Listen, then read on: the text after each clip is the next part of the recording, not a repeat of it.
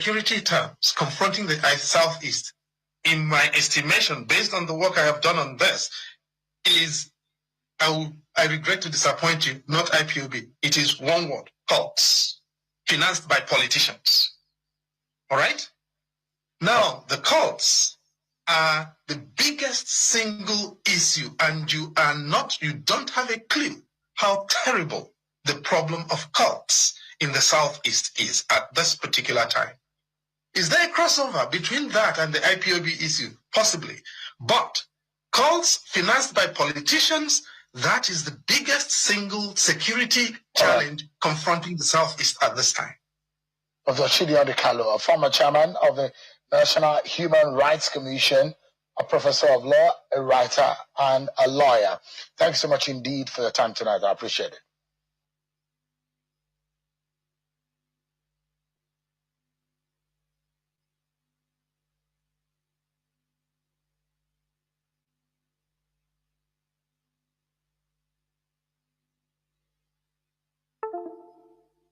Leader to deal with, and not least in a country that's 4 times the size of the UK, over 200 million people. Nigeria's always been divided, but seemingly so in recent years, and it's a country with very strong ethnic identities, and those ethnic identities are coming to fore more strongly than the national identity. So analysts are saying the leaders are caught between a rock and a hard place. They can't afford to ignore calls for separatism to break away from the country. They must do something. But the crackdowns are really creating more support for this movement, ironically, Linda.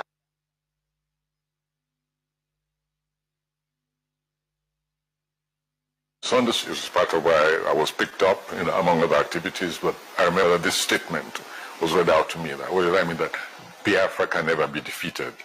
And I told them, I said, I'm not talking about battlefield. Anybody can win if you have sufficient will, determination, and weaponry, and you can win a war. You can win a battle. You can even win a war. But it doesn't mean that you have defeated an idea. Mm. And once an idea has taken hold among people, an idea which is based on the humanity of those people, their experience, and their vision for themselves, it's not something you can kill. And so it is up to the rest and the unit, which ones, which feels so strongly, to sit down together and negotiate how they relate to one another.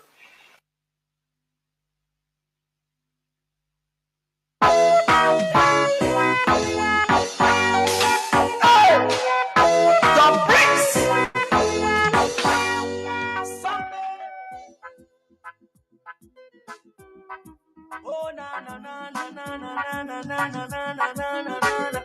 Watch it out.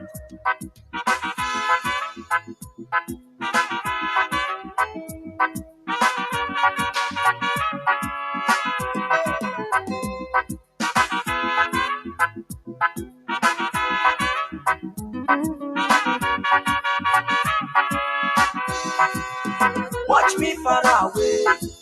See me far away, Shabada. Tell me what you saw. I will show you what I have. Because I have myself. Then think say na defense. Make you watch my back.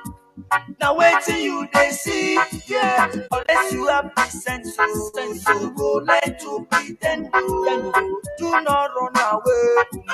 Kind of over than you. That is why I say. That is why I say. That is why I thought. That is why I say. That is why I say. That is why I am. I was over than you.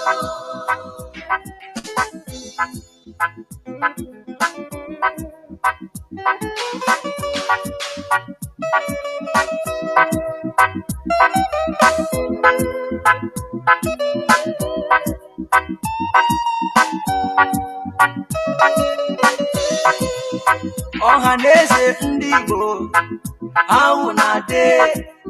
I don't come to speak my mind. With no delay, let them know say una eyes clear. about in a way. Watch out. Many things they happen in that country you did. So some people trouble upon people every day. Even when you did, you go talk say you know they. I need to understand why this one about. I need to understand why this trip apart. The promise that we got and nationalize. The promise we will live and no complaints.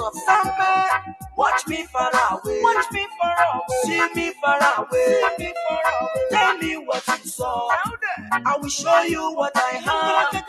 Because I have myself. Oh, then things say na defense. Oh, make you watch my back. Now wait till you they see, yeah. Unless you have the sense, so you go like to pretend. Do not run away from me. Kind of somebody. That is why I say, that is why I say, that is why I talk. Biafra, that is why I say, that is why I say, that is why I am.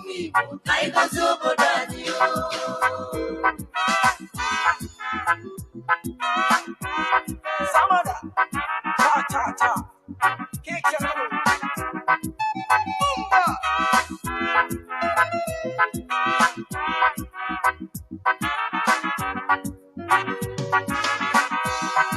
I come back again to tell people say, now here we day. We don't come to stay. I say no retreat, no surrender. We're living big, but no array. Look at the soldiers killing innocent Biafrans every day. Look at the Islamists killing innocent Christians every day. It's depending on you, it's depending on you, it's depending on you. Chupoki Kogyama, Patranya say the matter, Patranya say the matter. I know Ginaka, that is why I say, that is why I talk, that is why I am. That is why I say, that is why I talk, that is why I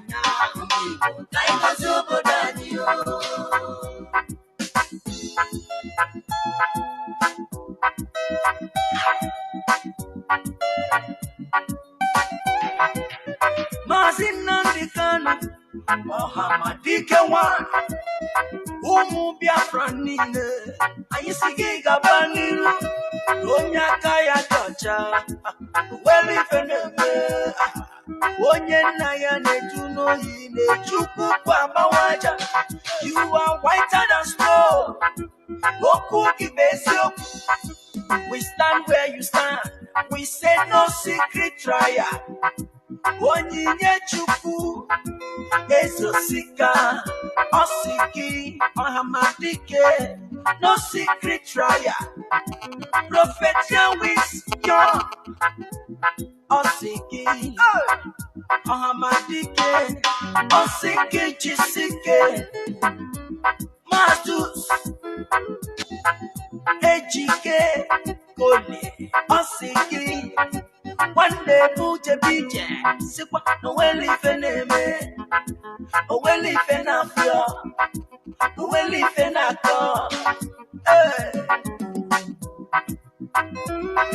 One name, Victor, Chinedu, Okorochuku, Igbo Network Television, London, Osiki Chisike. Na hapuge nazu Biafra nile Gedine nuwa Asiki Gabaniru No secret trial No secret trial No secret trial No secret trial. Hey! Watch me far away See me far away Tell me what you saw I will show you what I have. because I have myself, oh, then think say na defense, oh. Make you watch my back. Now wait till you they see, yeah. Unless you have the sense, oh, you go learn to pretend, oh. Do not run away. Kind of so that is why I say, that is why I say, that is why I thought, that is why I say, that is why I say, oh, well, if enough, oh, well, if enough, yes, one name, Victor, Chimezie, Okorochukwu, Igbo Network Television, London, Osiki Chisike, Nahabu Genazu, Umu Biafra Nile, Getting the Nova, Asiki Gabaniru, no secret trial, no secret trial, no secret trial, no secret trial. Hey! Watch me far away, see me far away. Tell me what you saw, I will show you what I have. Because I have myself, oh, then think say na defense, oh. Make you watch my back. Now wait till you they see, yeah. Unless you have the sense, oh, you go learn to pretend, oh. Do not run away. Kind of so that is why I say, that is why I say, that is why I thought, that is why I say, that is why I say, that is why I am, that is why I say, away, that is why I say, that is why I say, that is why I thought, that is why I say, that is why I say, that is why I am, that is why I say, that is why I say, that is why I thought, that is why I say. Good morning, good afternoon, good evening, good night, great Biafrans and lovers of freedom. This is Radio Biafra House of Service coming to you through the auspices of Radio Biafra London. My name remains Mazi Chinedu from Alo province of Biafra London. We are here live and direct. Today is the 25th day of October 2025. Tata Bobochori, therefore, and it's that Saturday. I welcome each and every one of you to welcome your friends and well-wishers to this sacred platform, because this is where we preach not only the gospel of physical liberation, but also we preach the gospel of mental emancipation, because this is the most important before physical liberation. Because once you think that you clamor for physical liberation only, you don't accompany it with mental emancipation, that liberation will not be true, it will not be genuine.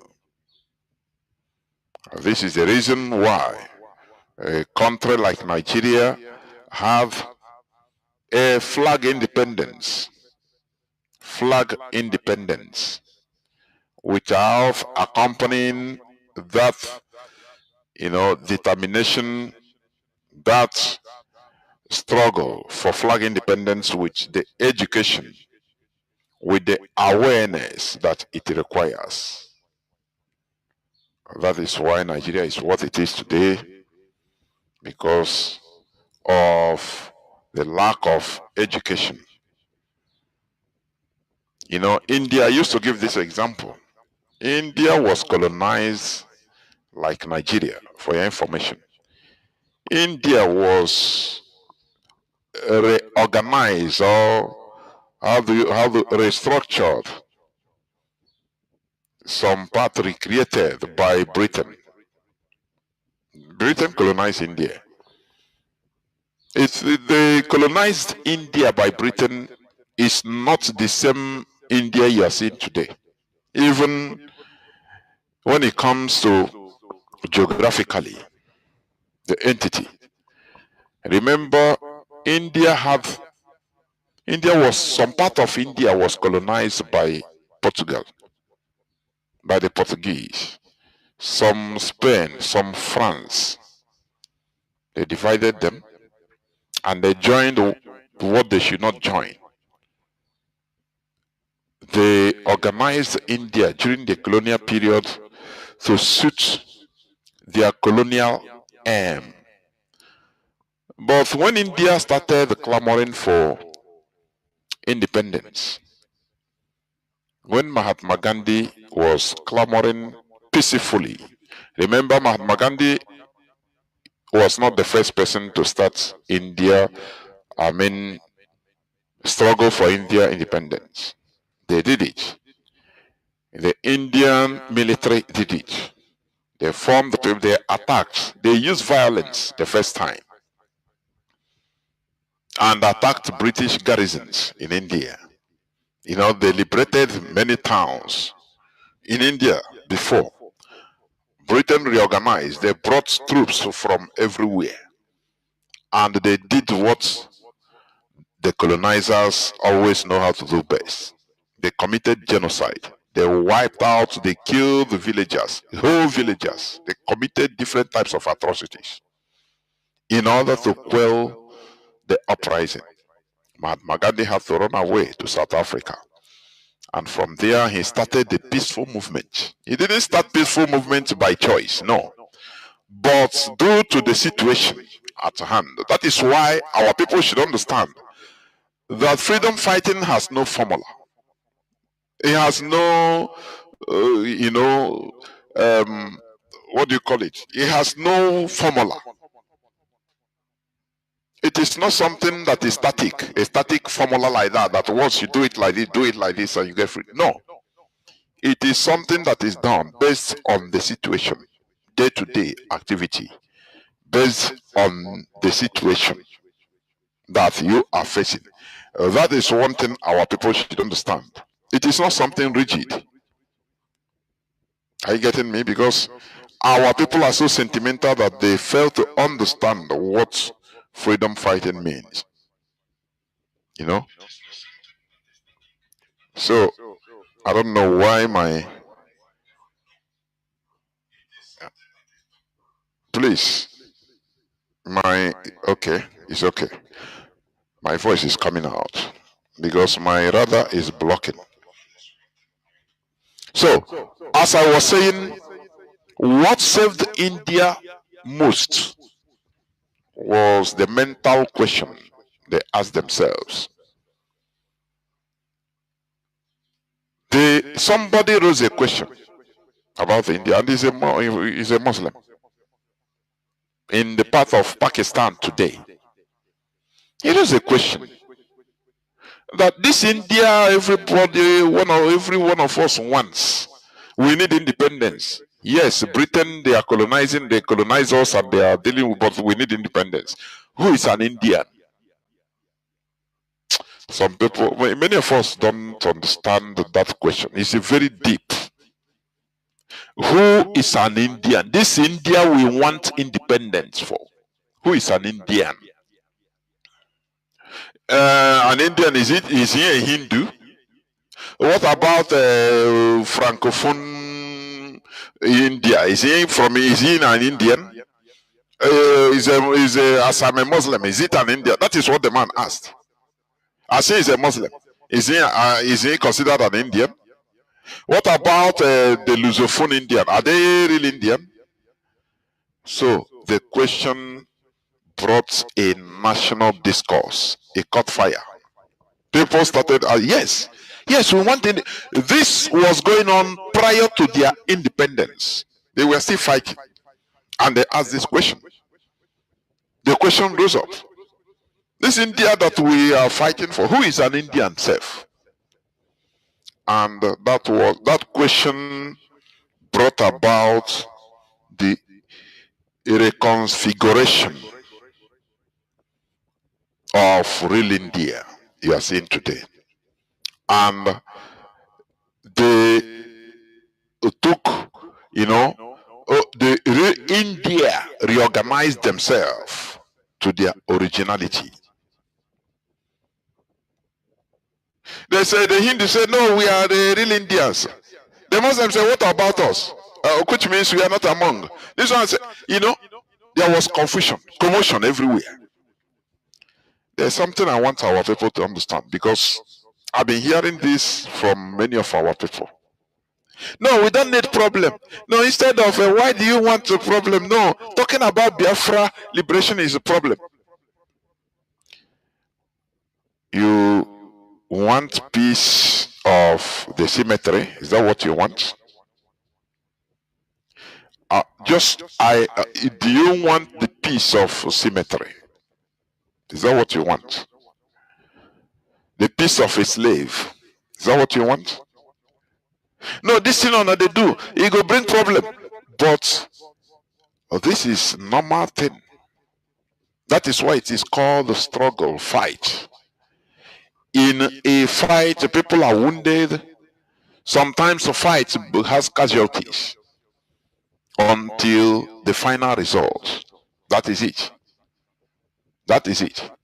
India did not, this is why Nigeria is a quagmire today. They negotiated for their independence. No hassles. How do you think that a colonizer will just negotiate with you and give you their colony just for nothing, for your best interests? Let us, we should reason.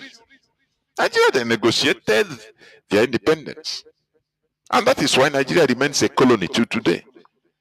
Using the likes of the Caliphate, Tinubu, all of them, the Nigerian politicians, in order to maintain their colony. That is why a Nigerian senator, federal senator, is receiving upwards of 30 million naira every month, in every 30 days. Whereas a teacher in Nigeria is receiving 100,000 naira, 100,000 naira. That is I think $60, $60 to $70 in a month. Sometimes they owe them, they don't pay them their salary for months, like in Imo State and other parts.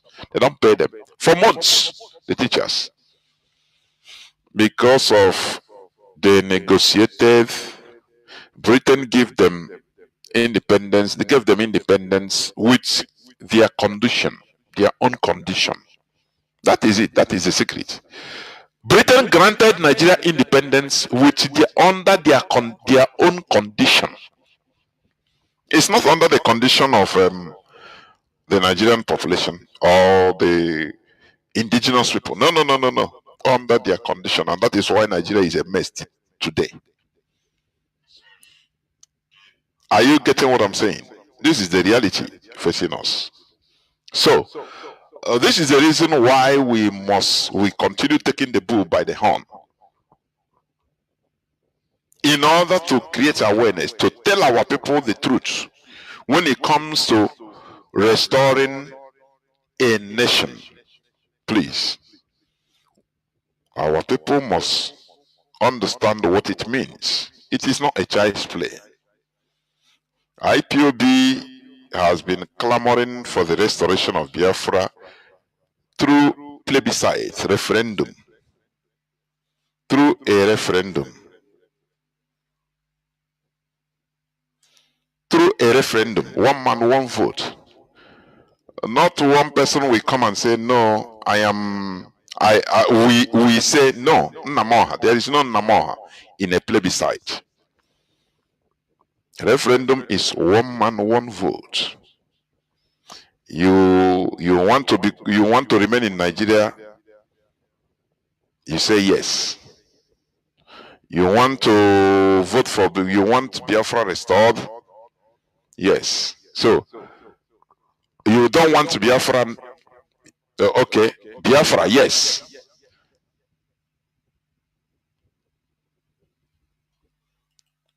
Sorry, I don't know why.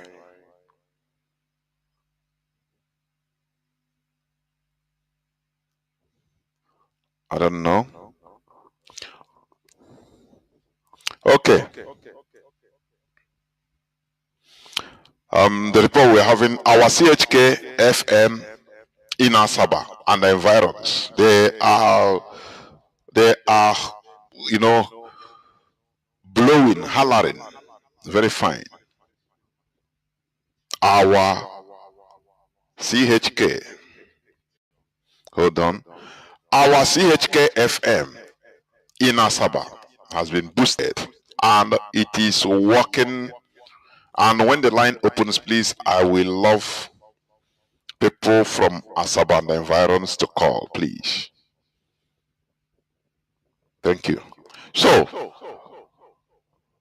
before I continue on the issues to be discussed, remember today is Saturday, but we must continue on burning issues. We had a very troubling report about our leader being attacked by a newly affected or newly brought in DSS officer. No, they want to always be overly zealous. It has been their plan, attacking our leader in the cell, and IPOB is monitoring. What we always say, there is no threatening. It's not a threat. It's not, but Nigeria government should understand that they are holding an egg. They are holding an egg in their hands, very precious egg. So they should understand. They have tried the poisoning our leader, and today they thought that, some of them that are overzealous, the caliphate. Some people have been clamoring, nah, kill him, nothing will happen. After all, Abiola was killed and heaven did not fall. Mazi Nnamdi Kanu is not Abiola. You want to remember, Mazi Nnamdi Kanu is not Abiola. He's a different person altogether. So, although everything has happened to Mazi Nnamdi Kanu because somebody in the DSS, notorious DSS custody for going to 5 years, he has suffered everything. So, but Nigerian government should be held accountable for anything. That is it. Here we don't threat. There is no threat. But what we say is reality. Nothing more. Nothing more. So, that DSS official should be brought and tried because it is against the law to attack a detainee. It is against the law. So that guy should be brought out, singled out. If it is not an institutional thing or Nigerian government instigated, their failure to bring out that guy will tell us something that, after all, it is Nigerian government something. It is their plan. So we are watching. Here we say it as it is, we are watching. That is it. Also, I saw on the news headline that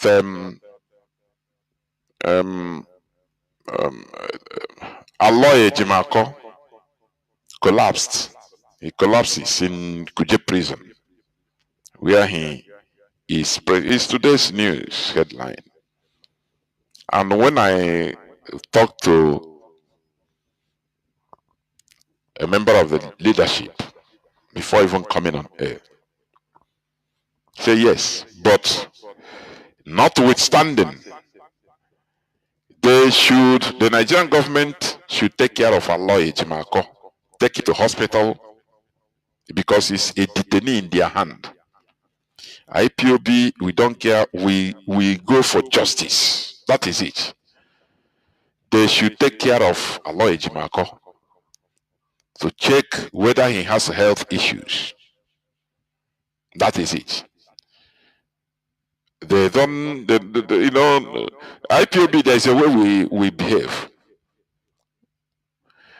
When it comes to life, we are champions of life.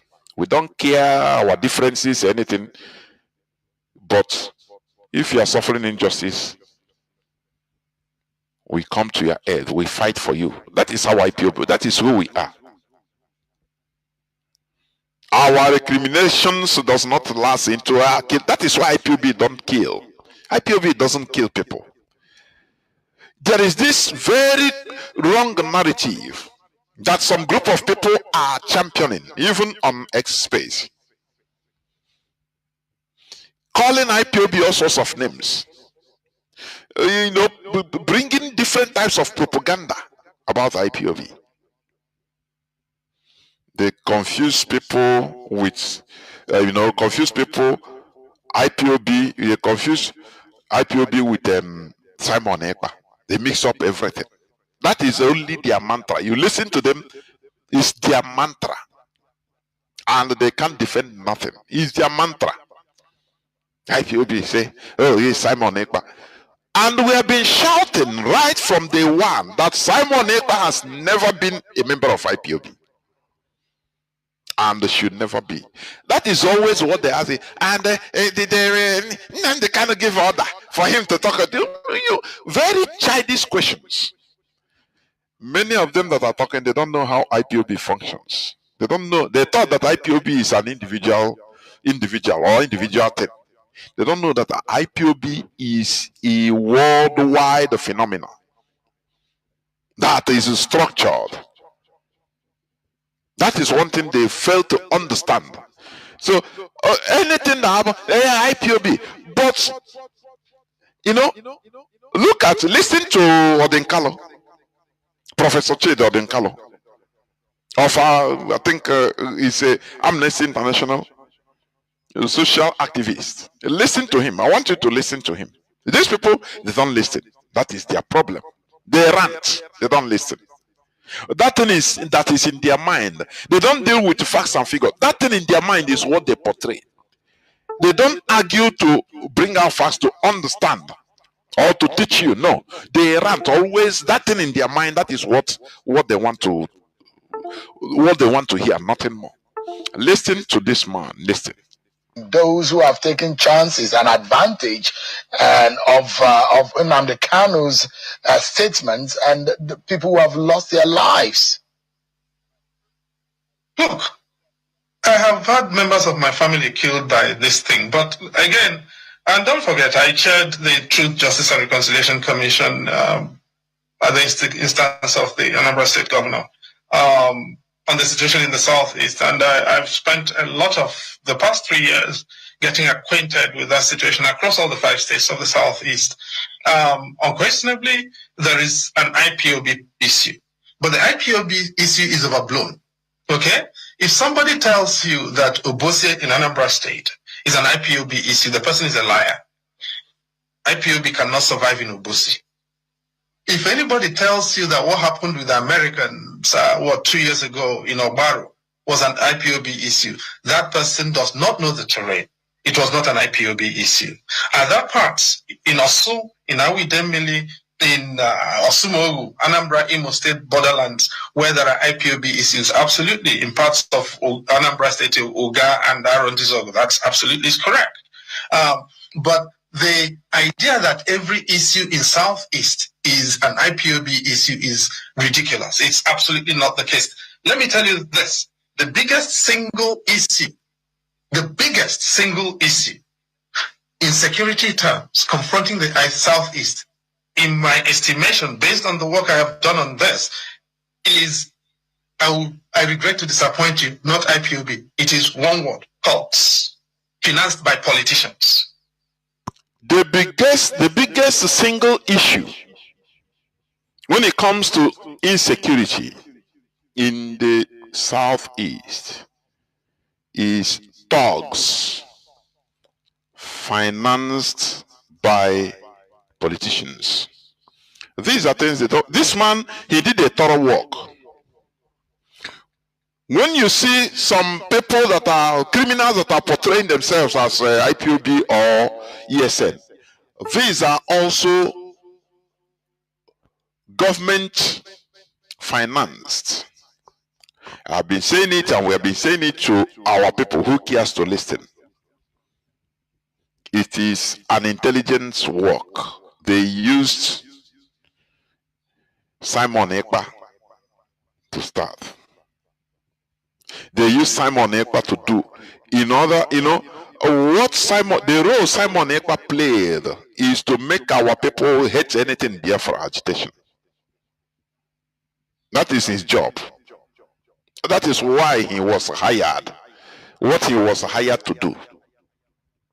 Can you tell me the rationale as one, one story that is going online, that somebody that was sponsoring or supporting IPOB. Let me see, in Canada or from USA. His brother was kidnapped in Nigeria, and he told them that, look, my brother, we are supporters of you guys, thinking that they are, that they are ESN. These people, they use the name ESN, but they are not. They were using the name. They are not. They took this guy, collected ransom, killed him, and seized the car. Collected ransom of 95 million naira. And burned their houses. Burnt their houses. Now you tell me, if these people are fighting for liberation of our people, tell me, what do you think IPOB, who has interest in destroying our people? And the story went on that even the guy, the man in America, contacted Simon Ekpa that he's a financer of this, and the man told him, Simon Ekpa told him, don't forget about it. He told his criminals to go and burn the man's house. This is why Simon Ekpa was on the scene. He wants to treat our people so that people will hate this struggle with all their hearts. I think he has said this sometime on his broadcast, or I call it outburst. No be on one Biafra. Ojuku cannot give you Biafra. Wazike cannot give you Biafra. Now me want to give you Biafra. Now me on a one make I give you on a Biafra. On a go see Biafra now. On a go eat Biafra. On a go drink Biafra. That is our people. Most of our people don't read meanings when they hear things. They don't think. They don't watch body languages. They don't read meanings into statements. That's why the Yorubas, they call Igbo people Mugu. Mugu. They brought out Simon Ekpa in order to make sure that they suffer our people, kill our people to the extent that our people will reject anything. Bia, talk less of Fra. It's an intelligent DSS job. It is their job. Are you getting what I'm saying? It is not something that is new. It is things that have been happening with the country's secret services. They will secretly form their own team. In your genuine struggle, they will form their own team with their own interest to be causing problem. Using it happened during the ANC struggle now. They formed Nkata freedom fighters, led by, is it Butulezi, if I'm not mistaken the name. When ANC was at the height of freedom fighting against apartheid, the apartheid government, the South African Secret Service, the apartheid South African Secret Service, they raised and trained the Nkata freedom fighters, the same South African youths, gave them guns, trained them that they are fighting for freedom. That they are fighting for freedom. Their mission, many of them, some of the foot soldiers might be innocent. They don't even know. They thought that ANC was too slow, too cool. So, they need water, more water. That's why they carry gun, give them. And they tell them, be killing anyhow you want. Just be killing, showing people that water is the code. It happened in South Africa. It's after independence, after the struggle, that all these things was being, revealed. So why are we surprised in this case? It is, governments work like this. They either hijack the struggle, the genuine struggle. Don't you see? Listen, let me give you, this is a very, very instant example. An example that most of us know. That even we watch, we experience. Do you remember in Nigeria, in any Nigerian protest, peaceful protest, they call it peaceful protest. What Nigerian DSS, the Nigerian government will do, they will go and hire thugs, activate their own thugs, their own criminals, to be inside the protesters, to start breaking shops, start committing crimes, so that it will give the police, the military, the leverage, the excuse to come and shoot at them, to come and disperse and kill people. It's an intelligence work now.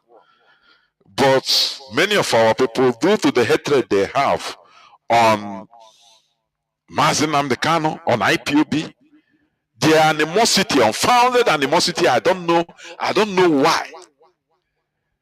That is why they don't think in this way. But we know, in every protest that is scheduled in Nigeria, that should maybe become a big protest, the Nigerian government also prepares their own people, their own criminals, to join the protest. Instead of the protest being very civil and peaceful, it is the job of these agents in the protesters. You don't know, they will be shouting the same thing, But before you know, they'll start vandalizing cars. They start vandalizing shops.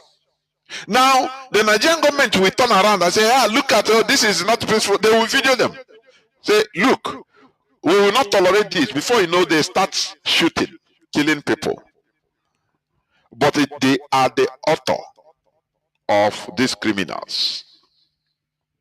So, when is our people going to remove that hatred, that blind hatred that is covering their eyes, to see the reality, to interpret things as it is? When? Any slightest thing, they nail it is IPOB.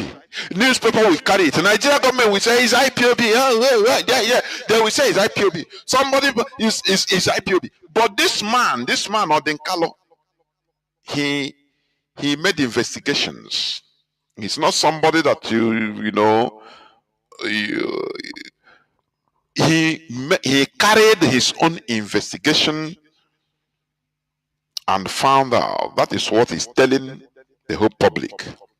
Listen again. Single issue, the biggest single issue in security terms confronting the Southeast, in my estimation, based on the work I have done on this.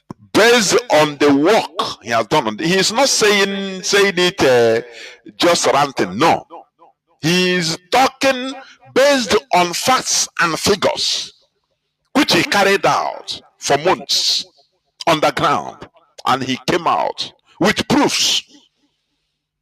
With proofs. But you see some of these people, for all this mischievous set of people among us, they will tag everything is IPOB. Maybe they would have tagged the IPOB that there is IPOB that brought Hope Uzodinma into Imo State, that imposed him on Imo State. You don't hear them talk about why is it that they impose Hope Uzodinma in Imo State from fourth position. No, they don't talk about it. They don't know that this singular act can bring chaos everywhere. And Hope Uzodinma, he loves it. He is the instigator, one of the main instigators of criminality in the whole of Biafra region. Because, as I have thought, here we open your eyes, both our enemies listening. We say it as it is so that you learn. We understand how governments work. When it comes to issues like this, we know how they work. Hope Uzodinma is one of the main instigators of criminality in our land. Gentle the Yahoo, he called his name Pump and Plain. He said it. One of the main reasons he did it, Hope Uzodinma unleashed insecurity, is for people to be beaten about the bush, blaming IPOB.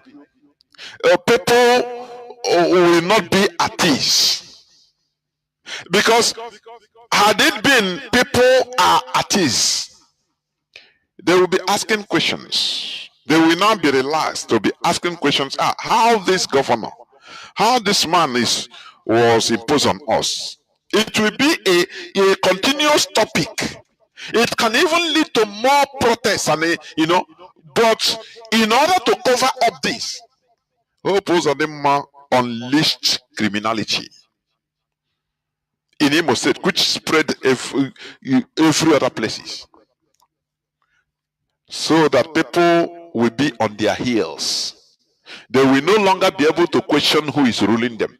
Instead, they will be praying, say, even if it's Satan ruling us, please let us have peace only. People will be talking about having peace, having peace, having peace. They will no longer question who is their governor. How is this fourth person imposed on them as number one?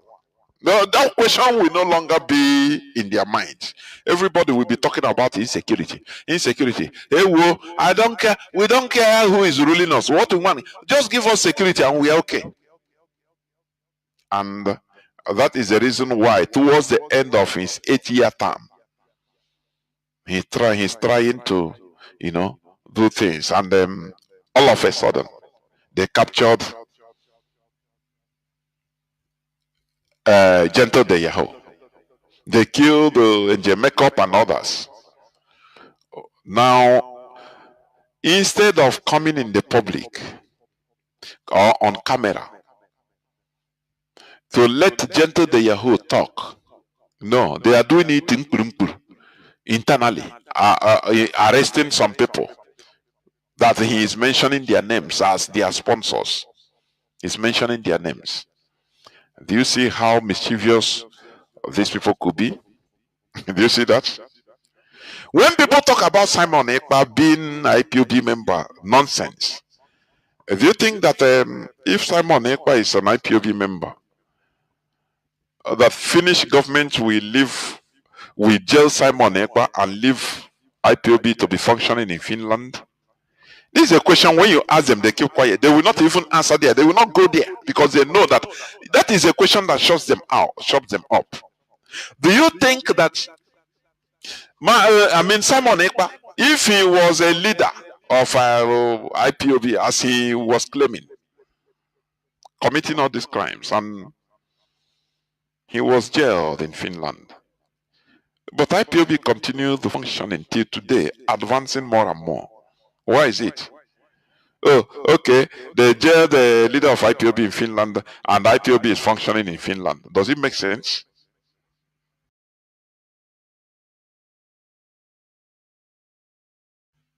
Come on.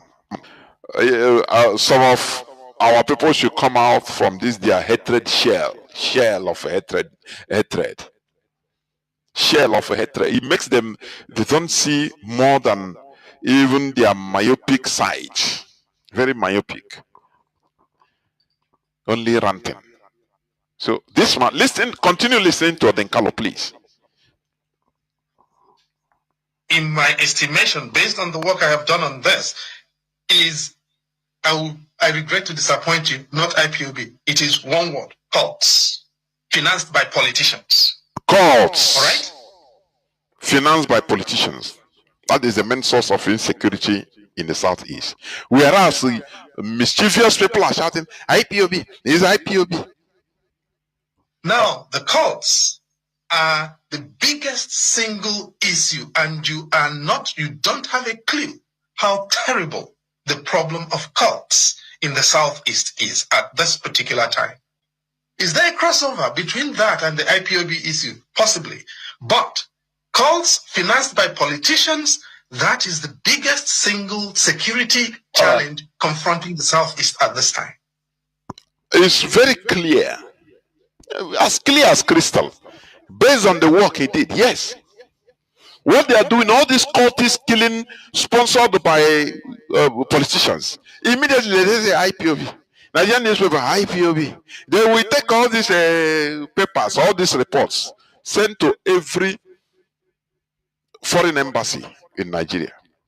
They think they immediately they send all these reports. Let me tell you, some of all these countries, they call IPOB and say, they send it to IPOB, say, look at what your government is doing. If IPOB will be defended, they say, we know, don't worry, we know we know Nigeria, we know the Nigerian government, don't worry, you don't even need to defend or do anything. We know. Do you see that? This is an intelligence job, and that is what has been going on. They want to use criminality, every criminality, tag it on IPOB, ESN, so that people will loot. They will abhor IPOB and ESN. That is the target. That is the motive. Because is a game of chess we are playing. Intelligence game or intelligence game. It's not making noise only. No. It's game of intelligence. It's game of chess. If you know how to play chess, you will say, I am a good chess player. You will think all round before making one step. And when you make a step, it is targeted. That is it. It is targeted. So this is what Nigeria has been doing. And we continue saying it. We continue announcing it. We continue doing everything we could. When people are tagging, I don't know how funny. People will be pushing Simon Ekpa that it is your member. It is your leader. How can you force a leader or not? How can you force fake to be original? Is it possible? I was on X and somebody was forcing it. He said, "It's your member." I asked him. Say, now, as a content creator, if somebody plagiarize your Facebook account or YouTube, all those things, his aim is to use it for dubious purposes, scam people and all. And when you found out, you went public and you inform your fans that, look, this account is not mine. No. Maybe he hacked your account or he plagiarized it. It could be plagiarized. This is not my account. He'll be using your picture. and using it to be collecting money. I've seen some content creators, they announce, they say, no, any account that is, I'm not on so is not me. Oh. Once they say it, they publish it, they say it. I asked the guy, I say, if after all these things, you see some people fall victim, are you responsible? That is the question I asked him. I say, will they hold you responsible? They say, no, maybe the victim will say, no, it's you I know, it's your account.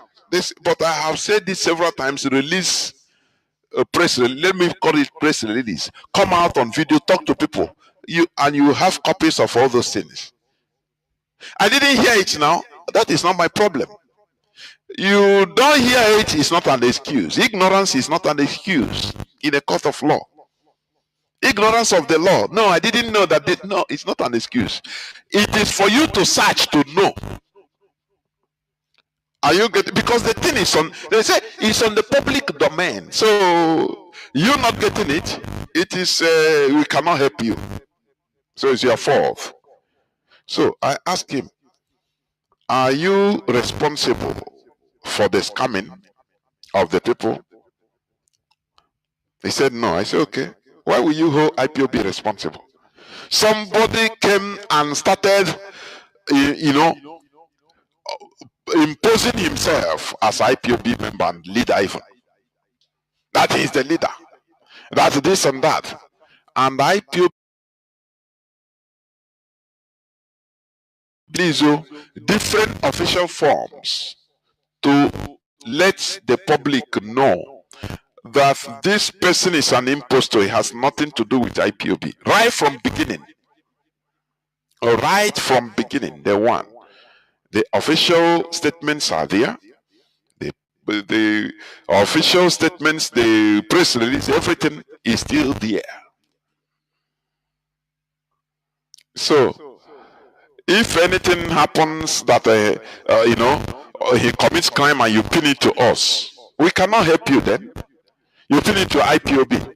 Say, no, you didn't know that IPOB. No, we have done our duty.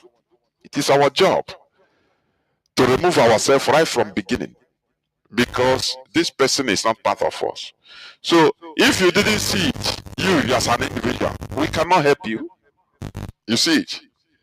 If you yourself didn't see it as an individual, we cannot help you. We have done everything that we should do in order to extricate ourselves from Ekberima. So anything that you think is not our problem, we have done our official duty. So that is it. So you see that we always defeat with superior arguments. Are you getting it? Now you see, in this Christian genocide, I've said it, I think day before yesterday. They are trying to change the narrative. They are unleashing their propaganda machine, the Nigerian government. Are you getting me? They are unleashing their propaganda machine, paying money in order to do what? To make sure that the message is stifled. And one of the main ways, one of the main avenues for them to achieve their aim, their dubious aim, is tagging everything to IPOB. Are you hearing it? Because they know that, look, once they call IPOB, because of the useless hatred, blind hatred,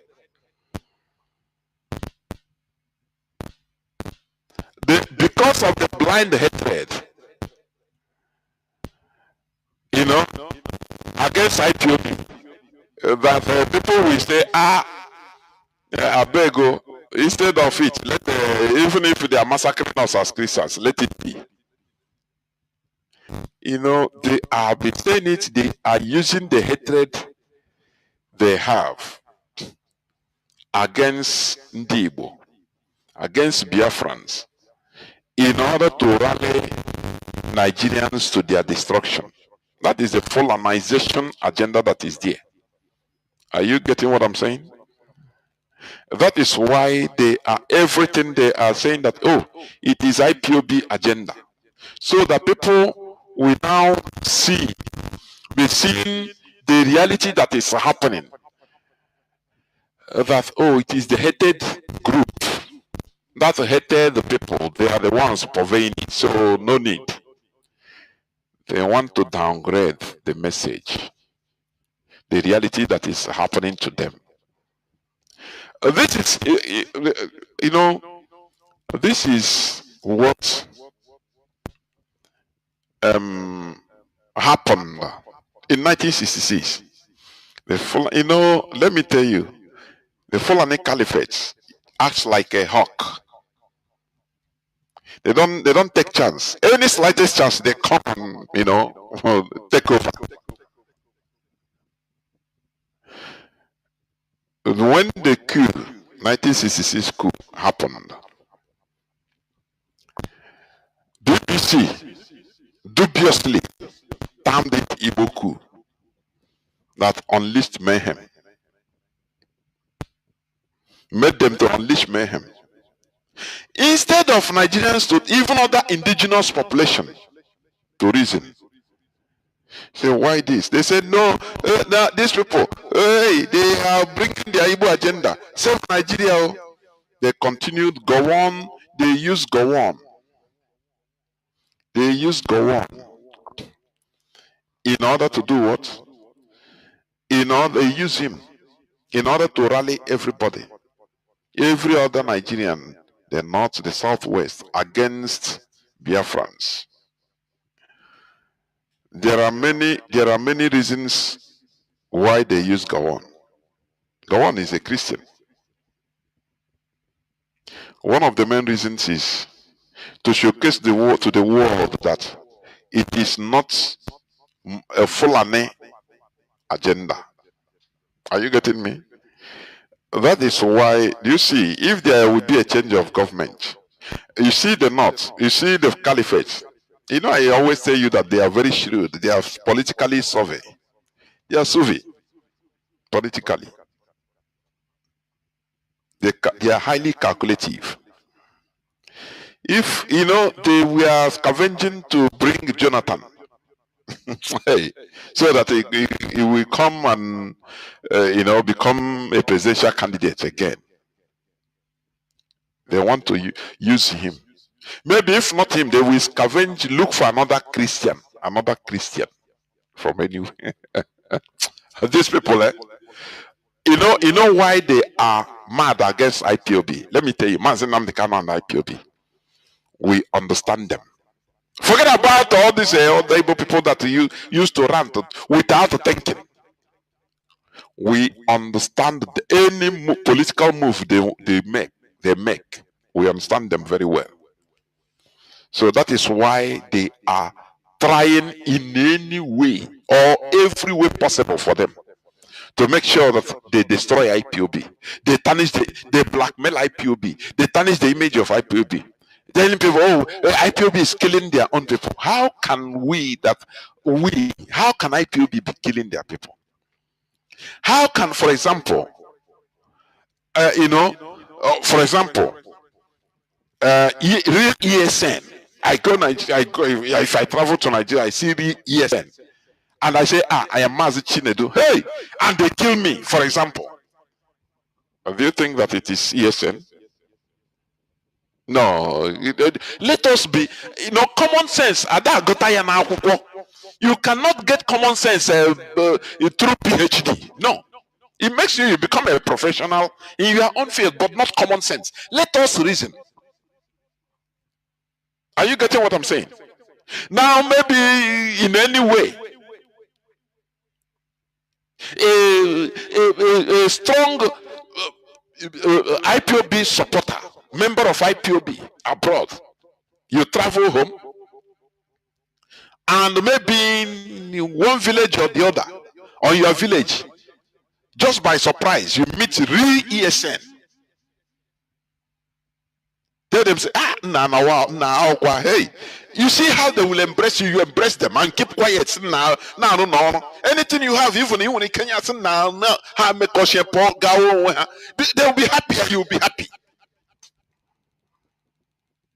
But when a people purporting themselves as ESN, you see an IPOB member, even a financial contributor, maybe you bump into them in a village or in or movement. You say, no, chineke. Now ESN no say, na escomesia, but why you wanna, hey, how? And they collect you, they rob you, take you hostage and kill you, kidnap you after collecting your money. And you're telling me that common sense will not tell you that there is something sinister, that these people are not ESN. They are not. They are impostors. They are doing this in order to discourage people, to make our people become mad. You know, our people, I have been saying it in the politically sophisticated in thinking. They are not sophisticated in thinking. They take things straightforward. And that is why we are where we are today, in a mess in Nigeria. I am telling you. Naturally, I've seen it. We are too straightforward, and it's not good for people. It's not good, because you take things and judge things immediately in a straightforward manner. No, Azikiwe did it and failed. Is it not? Nnamdi Azikiwe that should know better.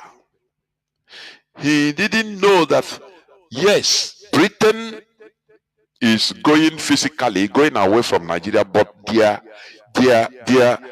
shadow will still remain. He downgraded their negotiation. British negotiation, when they were negotiating with the Caliphate, with Ahmad Bello, only them, they're not. I said, no, anything they want, let them negotiate now. After they go now.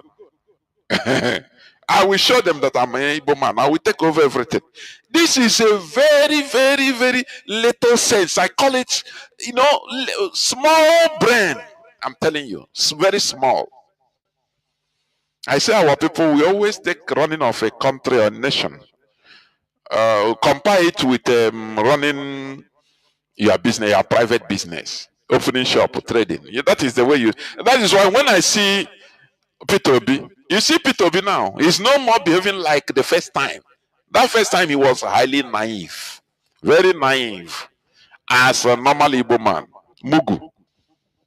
That first time, he will be giving motivational speaker. I do this in Anambra, I do this, I build, yes. But he never knew that running a highly complicated country, the largest gathering of black race as a country in the whole world, the largest. After Nigeria is Brazil, where you have the largest number of black people in a country.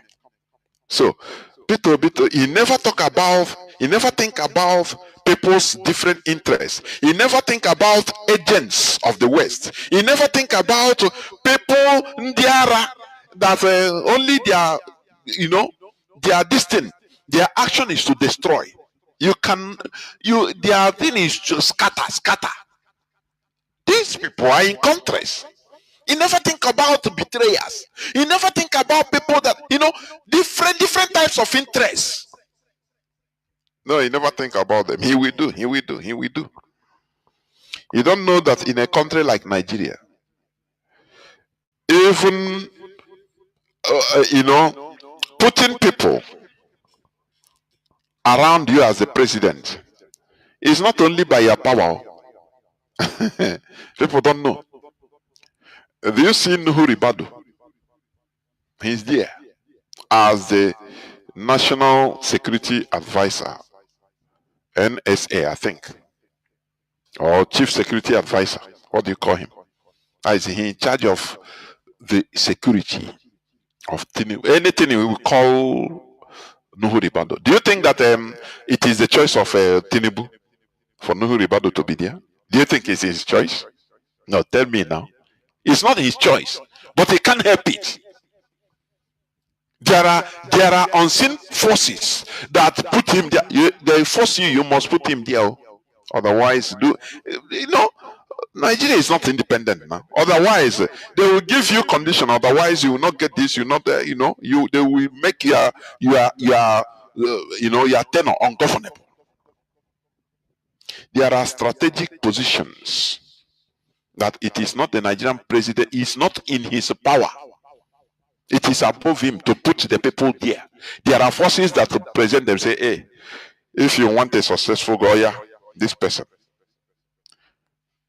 do you know that? But Peter Obi, if, for example, he becomes the Nigerian president, everything will be unleashed now. Because he must fail. Are you getting it? All these things, you think that everything, there are some things, many things you will not know. You will be speaking from outside, as an outsider, until you enter as a rock. They will open the book of Revelation for you. Mad, both jackals, both tigers, they will come and say, hey, this is the seat of power. Do you think that it is how you are seeing it when you are in opposition, talking, ranting? No, this is reality. This is how things will be. Sweat will be, so he will be sweating in heavy air condition. He will be sweating. See now so things be. Now so it be. So these are things we should know. Now I want to play this. Although I read the news the day before yesterday, but I want you to still hear it. How they are trying to push this issue of Christian genocide that is real, that is happening in Nigeria, push it to the public as an IPOB agenda. So that people will now turn around and hate it. The same thing they use in Nigeria. Oh, come and defend it. They are telling people, this Nigeria, otherwise Nigeria will have sanction and defend Nigeria. Otherwise, America will come and attack Nigeria. Defend Nigeria is your country. Didn't they call Nigerians to kill Biafrans in order to defend Nigeria? What is happening to Nigeria today? Every time you hear bandits, that is Fulani terrorists on the move in Kwara, every part of Nigeria. So today is the same thing that is happening again. They are rallying people. Don't allow your beloved Nigeria to be destroyed by this IPOB propaganda. They say there is Christian genocide. Don't agree with them. Or there is no Christian genocide. People are being killed. Yes, who is killing them now? The Fulani terrorists. Is it normal? No, it's not normal. But because of your hatred for IPOB and Biafrans, you will accept the killing. You will rather accept the killing. Let them slaughter you and your family. Instead of you to allow Biafrans to have it their way or move out. No.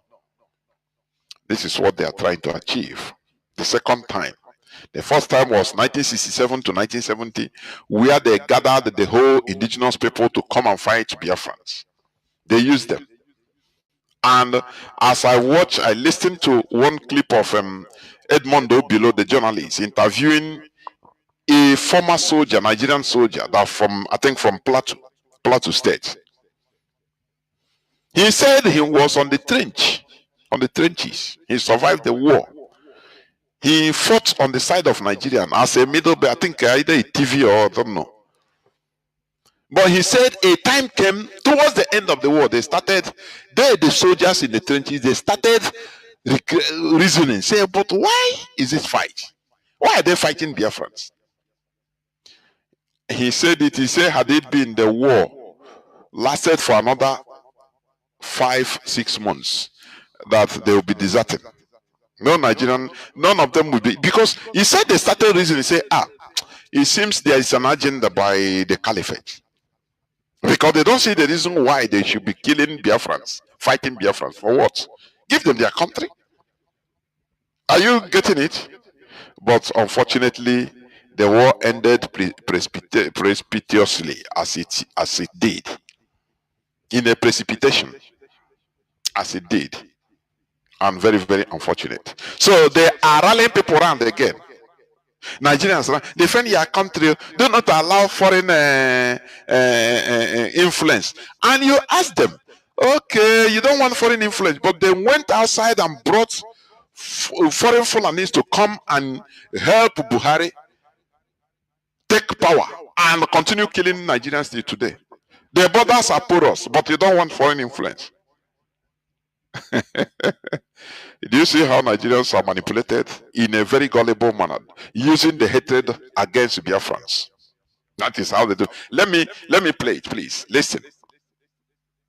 Highlight this investigative report by the cable's open source intelligence analysis, which revealed that certain social media echo chambers affiliated with the indigenous peoples of Biafra have played significant roles in amplifying claims of a Christian genocide in Nigeria. Well, according to the cable, data from X showed that between January 1st and October 1st, 2025, there were approximately 165,000 mentions of the topic, reaching an estimated 2.83 billion people, a figure more than 12 times Nigeria's population. Four prominent hashtags emerged: hashtag Christian genocide, Truth Nigeria, Lara Logan, and Biafra Exit Now, which was an unusual part of the discourse. Confidence Makhari, a senior geopolitics analyst at SBM Intelligence, stated that the story about Christian genocide in Nigeria was initiated by IPOB as far back as 2016. The analysis found that they are mentioning IPOB, so that Nigerians, being gullible with the hatred against IPOB, against Ndibo, that they will now turn against and say, if it is like that, I beg, there is no Christian genocide. They have forgotten how, Christian pastors were shouting in Plateau, clamoring, begging the international community to come and help them. Now the help want to come. They want to use everything to destroy it. To destroy the help. So that Nigerians will say, no, we don't need help. No. Nigerian Christians, no, we're okay. They want to save Nigeria and destroy their lives. It's very, very pathetic. That is why they are using this IPOB in order to put, in order to blind their eye. The same thing they are doing even in Biafra region. Any slightest crime, any criminals, any slightest criminal activity, killings, they target IPOB. So that people will hate IPOB. Exactly, that is what they are playing on. The hatred of IPOB. They are it is politics. They are playing on it, using it. Are you getting what I'm saying? So that Nigerians will say, the same IPOB, instead of them to get what they want, I beg, let us save Nigeria by saying, no, there is no Christian genocide. There is no, it's a lie. It's a lie. Do you see how smart the caliphate is? They are very smart. They will position you and you will be acting for them. When they get what they want through you, now they change their face as usual. And now you start regretting. You can no longer reverse it back. It's a game. No more reversal. It's gone. So they continue. They dribbled many Nigerians, mostly middle betters, use them. Say, go fight against Biafrans, so defend Nigeria. Nigeria is your beloved country. Defend the middle betters slaughtered Igbos, slaughtered Biafrans in general, with the hope of saving Nigeria. Today, their eyes are open, but it's too late. Let me put it, it's late, but not too late for them. They can make it up by rising up. Because the people they are using, some come from the middle belt, some from south. Daniel Buala, I think, is from Plateau. Daniel Buala is a Christian. He is the person, being in charge. He was given the charge of going to defend this meeting. I will play the clip where he meets a Christian charismatic union or community. I'll play it. But let me finish playing here for you to understand. Here we try to make you understand when you listen very well. When you open your minds with no bigotry. Sometimes I'm surprised.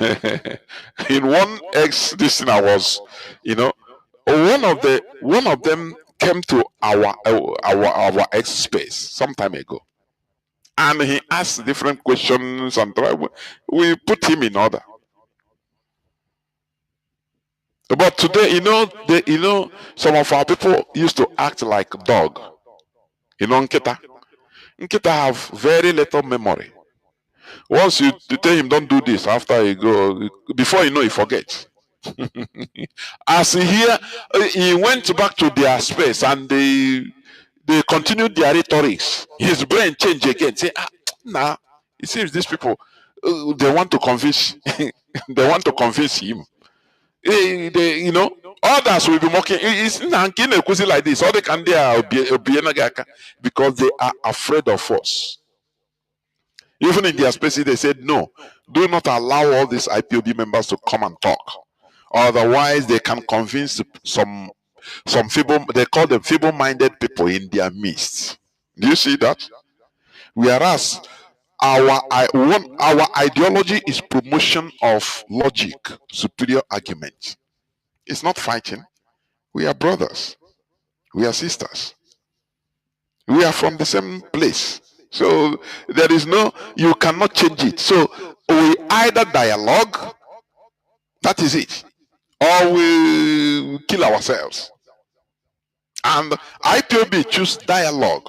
Bring that your argument. That is why tomorrow being Sunday, the 26th, we advise or we call on people, even those that are that the name of Biafra is anathema in their ear. Come. We will not insult you as like you used to insult us. We will not, we will not intimidate you. No, we ask you to do our own. IPOB is an institution. It's a responsible institution. So we always win with superior argument. If you have superior argument, bring. Come. They finish. That is it. So the Nigerian government is counting on this Igbo hatred again in order to get out, run away from this Christian genocide that has been going on. Let me continue playing again, please.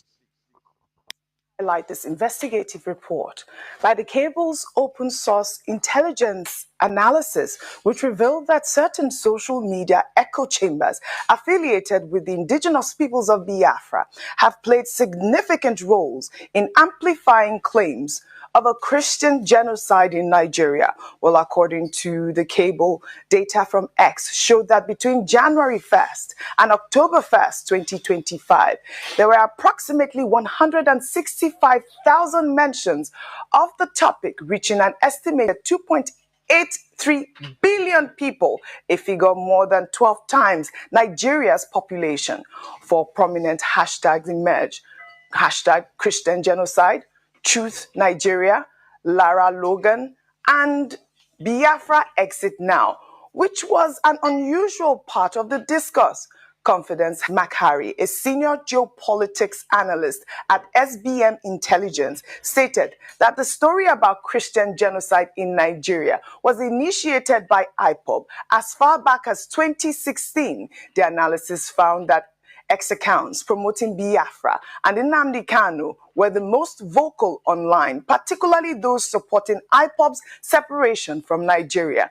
The cable also found that U.S. Senator Ted Cruz, who has pushed for sanctions against Nigeria, received $1.8 billion in donations from IPAC, a pro-Israel lobbying group. I mean, this investigation reveals, complex layers of international politics, separatist agendas, and religious narratives intersecting in Nigeria's security discourse. Rufai, we're hearing... Now, I ask this question. They are analyzing Ted Cruz, that he was being supported through donation from IPAC of Israel or Jewish something organization. Now you ask them, who is supporting the Fulani agenda in Nigeria? What international or outside forces that are donating to the terrorists? Have you forgotten? According to reports, most of the Boko Haram members, ISWAP, bandits being caught, they caught them with dollars. Who is supporting them? No, they don't. Nigerians don't ask, but they don't go this land. They are talking of who is donating money to American senator. They are talking about it. They are not ashamed. They don't ask, okay, those who did this guy, the former governor of Kaduna State, Nasir Rufai, he said he went out, he have to go outside to pay foreigners, to pay them, bribe them, not to kill Nigerians. Nigerians never ask him, who are those foreigners? No, they don't ask them. Nigeria went to United Nations Assembly, General Assembly, last month or last 2 months, and started clamoring for two-state solution for Palestine, which is good. They were clamoring against the genocide being committed by Israel. Okay? Whereas they are committing genocide. These journalists don't ask. I know, I understand them. They are afraid of their lives, I know. Remember one of them that was killed the other day? They say he's armed robber. Who knows what happened there? They brought it to the news. It's armed robbers that killed him. They go and capture some people or maybe criminals. They tell them, oh, these are we kill him. Set up on Nigeria. How can you trust the mainstream media? How do you trust the police in Nigeria? Tell me. In their conduct, we know them. We don't give any single trust on their report. The news is, oh, it's armed robbers that killed that girl. Who knows what happened? What of the former chief of defense staff? What is his name that was killed? He's a Christian. He was killed. They say it's armed robbery. If people can understand how Secret Service works, they work dirty. They can use criminals to do their job. And you call them, oh, the criminals did it. You don't know that the people behind it is the Secret Service. It's okay. According to the revelation of one former SEAL officer, Jordan, on RT, I listened to it today. He said that the CIA, all these drug cartels, most of these drug cartels in South America are being sponsored by CIA. They were formed in the 1990s by the CIA. You don't know. They used them to bring drugs, make money, and immerse black people into taking more drugs to useless their lives. Secret Service work is the more you look, the less you see. IPOB, we know all these things. That is why nothing baffles us.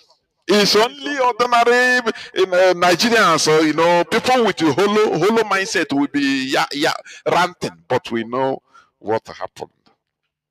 We know them. As Nigeria know. That's why they are attacking IPOB. They know that we understand them. We understand how they work. That is why they don't leave us alone. They say, these people, hey, if we allow them, Nigeria will be destroyed. Because we know how they function. The Fulani Caliphate. We know how they function. They use the brains of Nigerians because many of our people, the Igbo, because they think only straightforwardly. They don't bend down to reason what is the purpose of this, why this happened, why this, why that. Asking questions, they don't ask questions. They take it on face value. Oh, it's like that. It's like that. Please let me continue playing the tape. Please continue listening. That IPOB is one of the, groups that have promoted this hashtag Christian genocide. But I mean, we have seen major killings. But before I come to you, I'll take this story. Meanwhile, the Christian Association of Nigeria has faulted the statement released by a special advisor to the president on policy communication, Daniel Bwala, after a meeting with the association in Abuja. The dispute centers on how Bwala characterized Kan's position on allegations of Christian genocide in Nigeria. On Monday, Bwala visited Kan's National Secretariat amid allegations of Christian genocide and moves by some U.S. lawmakers to protect persecuted Christians. In his statement, Bwala quoted Kan President Daniel Oko as referring to the issue as so-called Christian genocide narrative.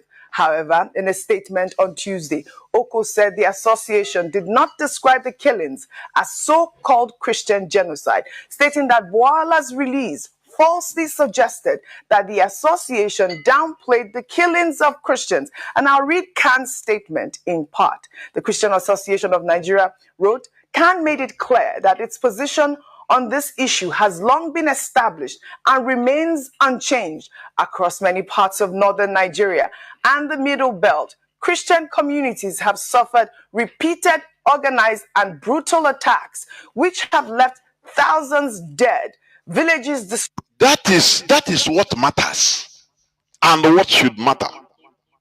Is Christian genocide real? That is what matters.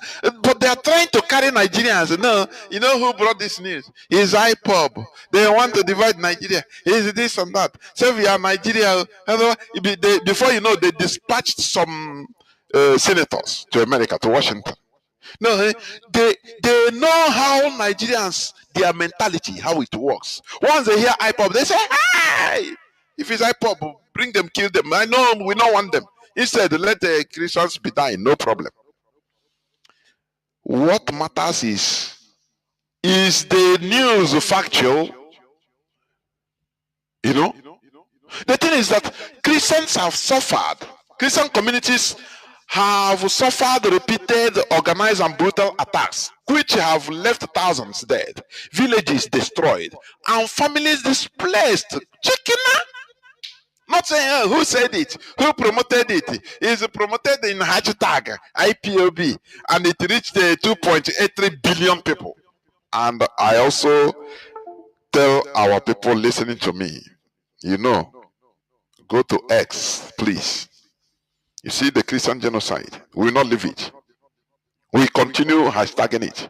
We will continue be posting in it every days. We want this Christian genocide to be discussed to reach 8 billion people. More than 8 billion. The whole population in this planet Earth. They know how to digress our people's mind, or Nigerian population's mind. They know how to digress, distract them.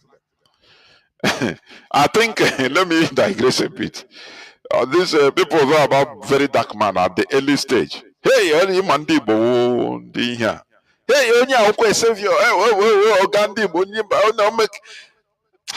Nigeria, they know how to, Nigerian government, Fulani Caliphate, they know how to treat Ndibo. They know that that's why I no blame. You see what the Yoruba said in that clip, I concur with them. Ndibo, many Ndibo, Mugu. Before you know, their body temperature will raise. Once they see small thing, hey, very dark man, oh yeah, was it the savior? To destroy your businesses in China. Anything happen, you know, I how choke upon her. Hey, oh yeah, I was a savior. Nah, happen there. Oh yeah, oh yeah, get saved from the you know, the atrocities of Nigeria. Oh yeah, from atrocities of Nigerian politicians. Now go save us. You know, one person caliphate. They know.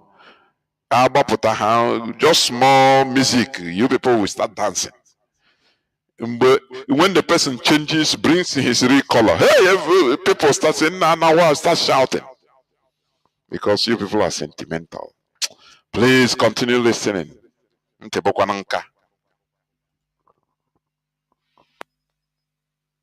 Association of Nigeria has faulted the statement released by a special advisor to the president on policy communication, Daniel Bwala, after a meeting with the association in Abuja. The dispute centers on how Bwala characterized Kan's position on allegations of... Do you see how they, sometimes I ask, you know, the Nigerian government brought out somebody, I think he's from Plateau State or from Benue State, from the region, the core place where this Christian genocide is on top gear. They brought out one of them, one person from there. Now, they tell him, hey, it is you. Because when they ask you, you say, you are from...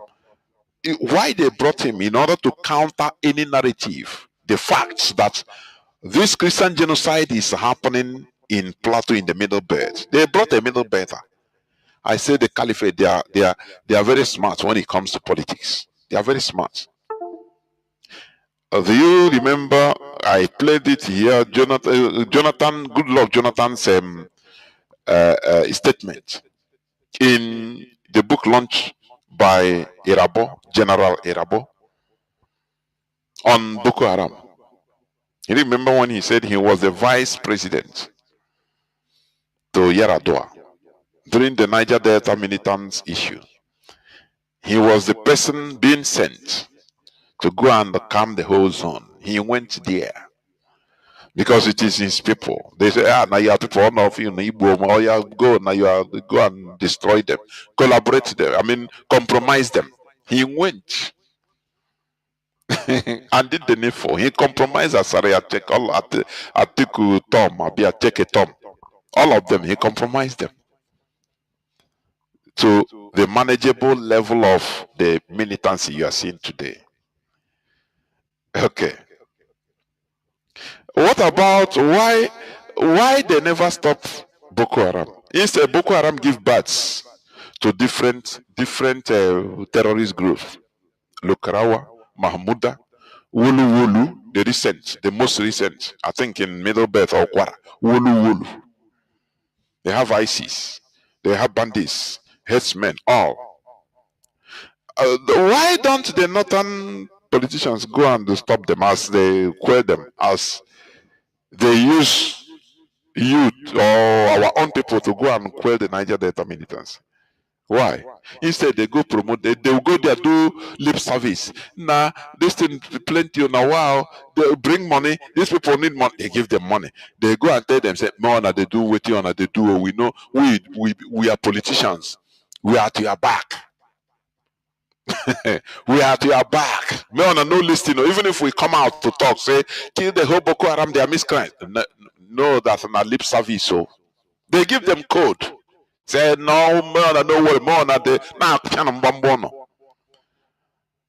Till today, you have up to 10 terrorist groups in the north. Why didn't they destroy them? But when it comes around, you come, they use you, they come, oh yeah, quality, you destroy it. Bring military. You know how to, only you know how to bring military. They bring military, oh yeah, kill everybody. Any you to kill. There are people that are not politically smart. They are not politically smart. They use good luck, Jonathan. Go meet his people. Ah, they say no and our people. Now me there for government. Now we there for the head. They say, yeah, no problem. Now I go bring money, no problem. Waiting be I'm gonna stop this. Hand over, take amnesty. Deceive them. But they're not honest. They know how to use their thing as assets. Is it not? Now you and them who sabi pass, who no pass. I beg you, listen. Here we teach common sense. In Nigeria on Monday, Boala visited Kanu's National Secretariat amid allegations of Christian genocide and moves by some U.S. lawmakers to protect persecuted Christians.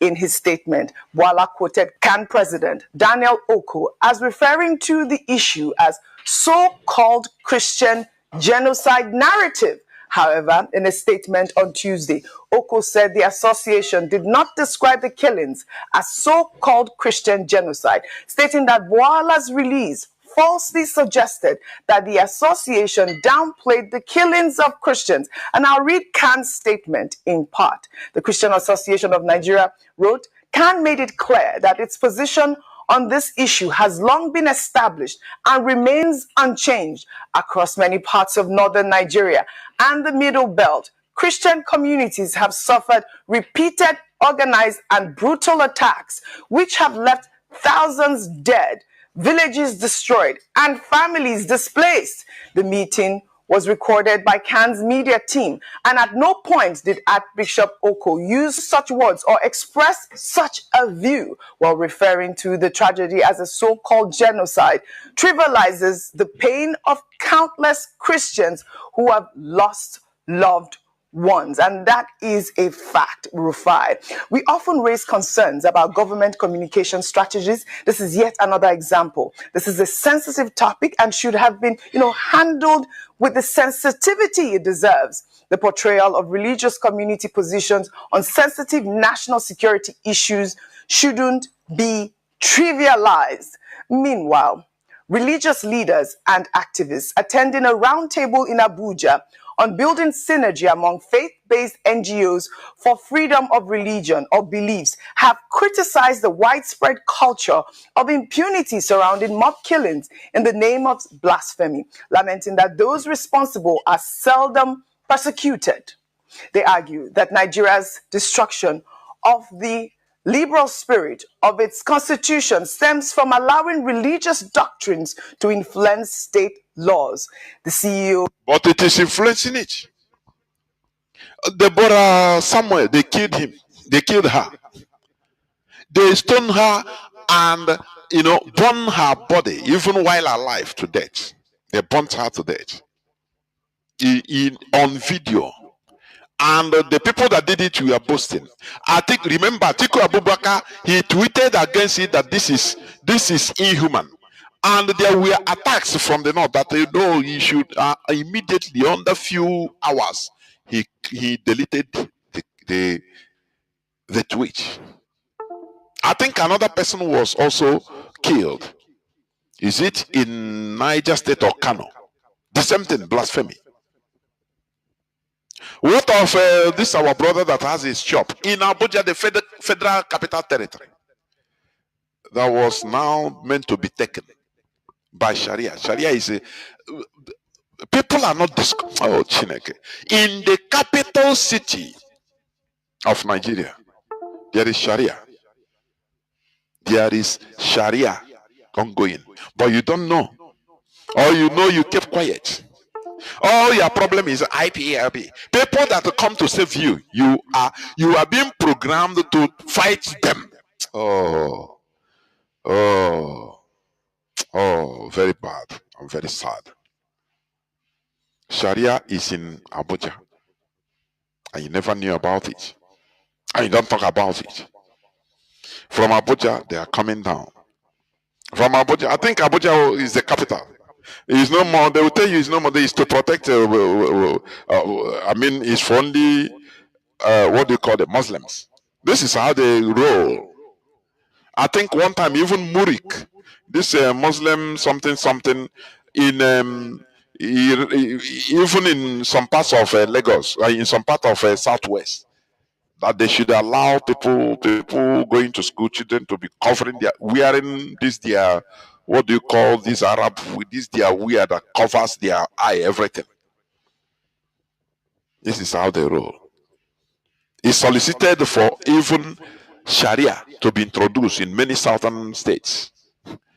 They will quote and say, no, it's for only the Muslims. So this is how they come now, because they know that you are, many Nigerians are idiots. They will say, no, concern us. Leave them now. Not be there. Sharia. No, is it not like that? Obasanjo allowed them. No, he said it's a political Sharia. They will destroy them. Say, leave them to get what they want. Today, I think 12 or 13 states first. Now they are encroaching in every state in the north. From there, they are coming down. That is how they roll. Why you are trading? Why you are talking against ESN?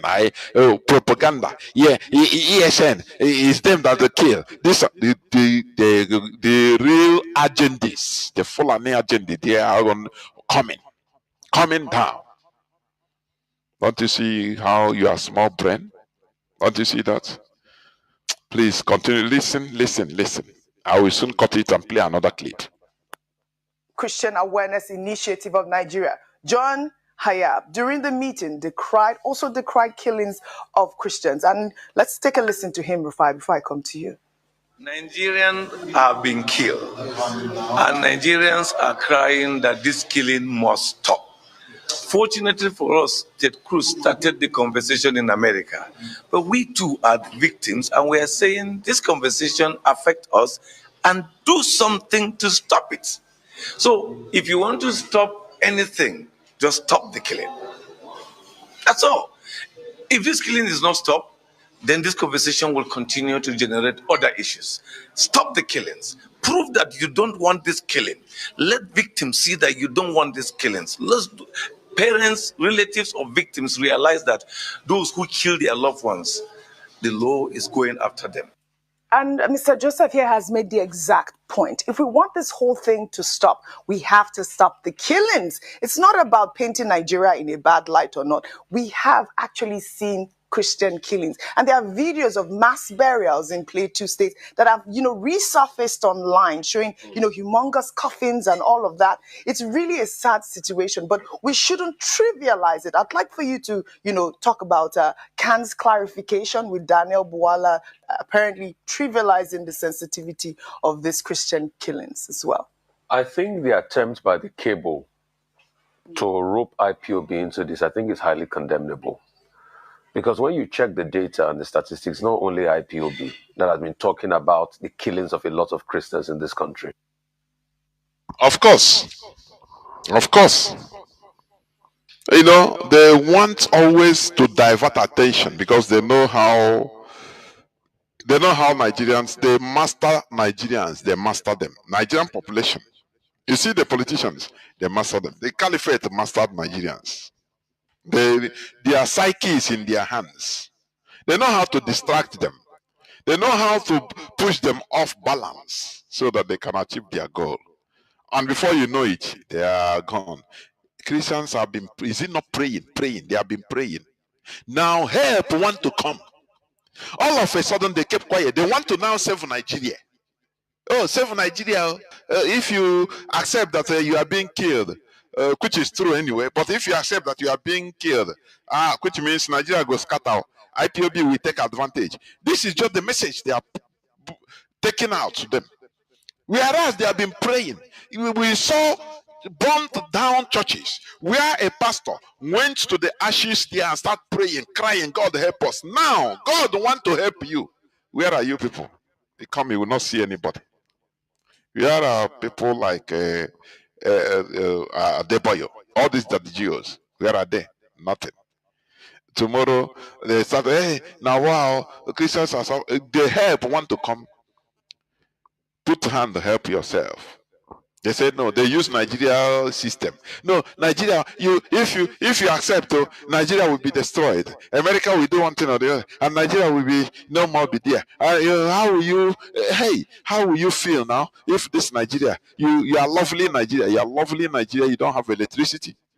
You know, I've said this several times. If a president, a regime comes in Nigeria and leave every other thing, focus on providing electricity, do you know what will happen?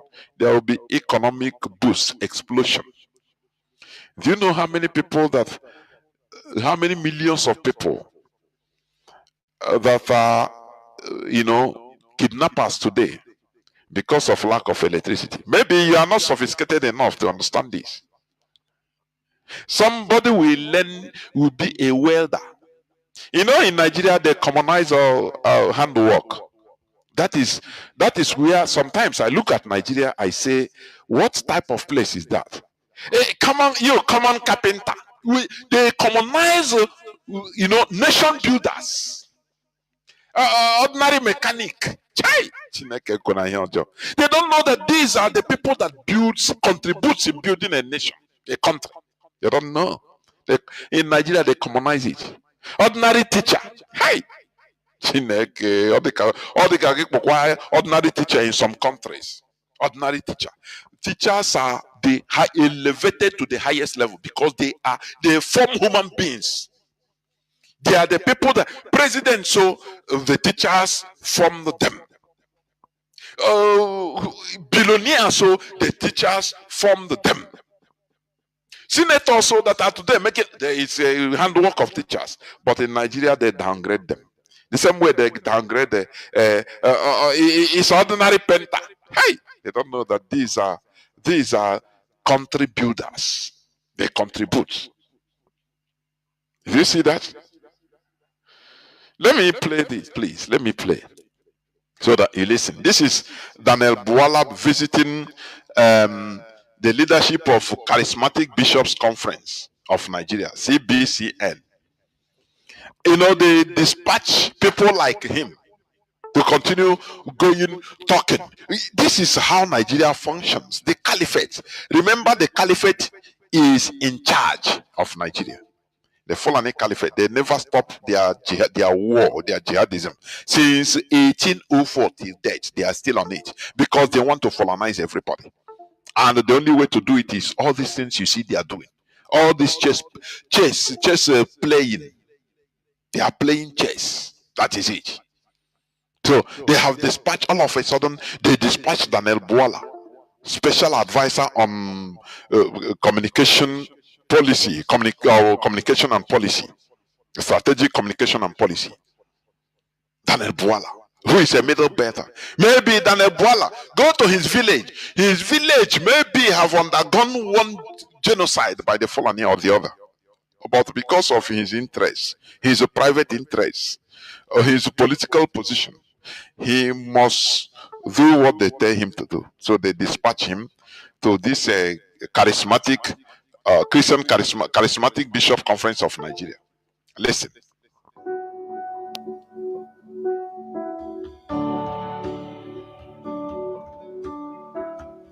This is our case and why we are here today. We have always said, engage with the communities, with the Christian organization for the purposes of changing any position that they hold. No, that's not why we are here. Khan had stated that they believe there is Christian genocide in Nigeria. We didn't go there to change their opinion or to change their position. We had a meeting with PFN.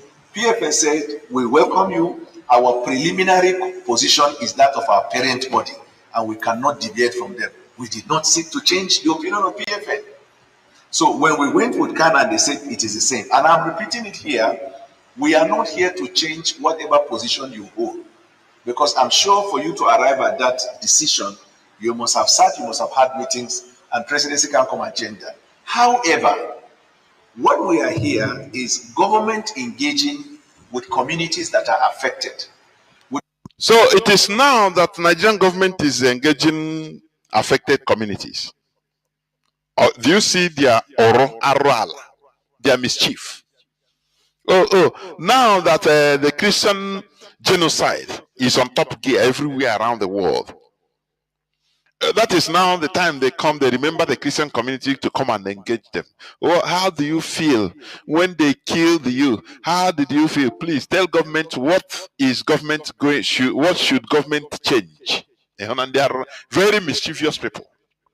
The hope of one, collecting data from you as to your experiences, your fears, your frustration, and your expectation of government.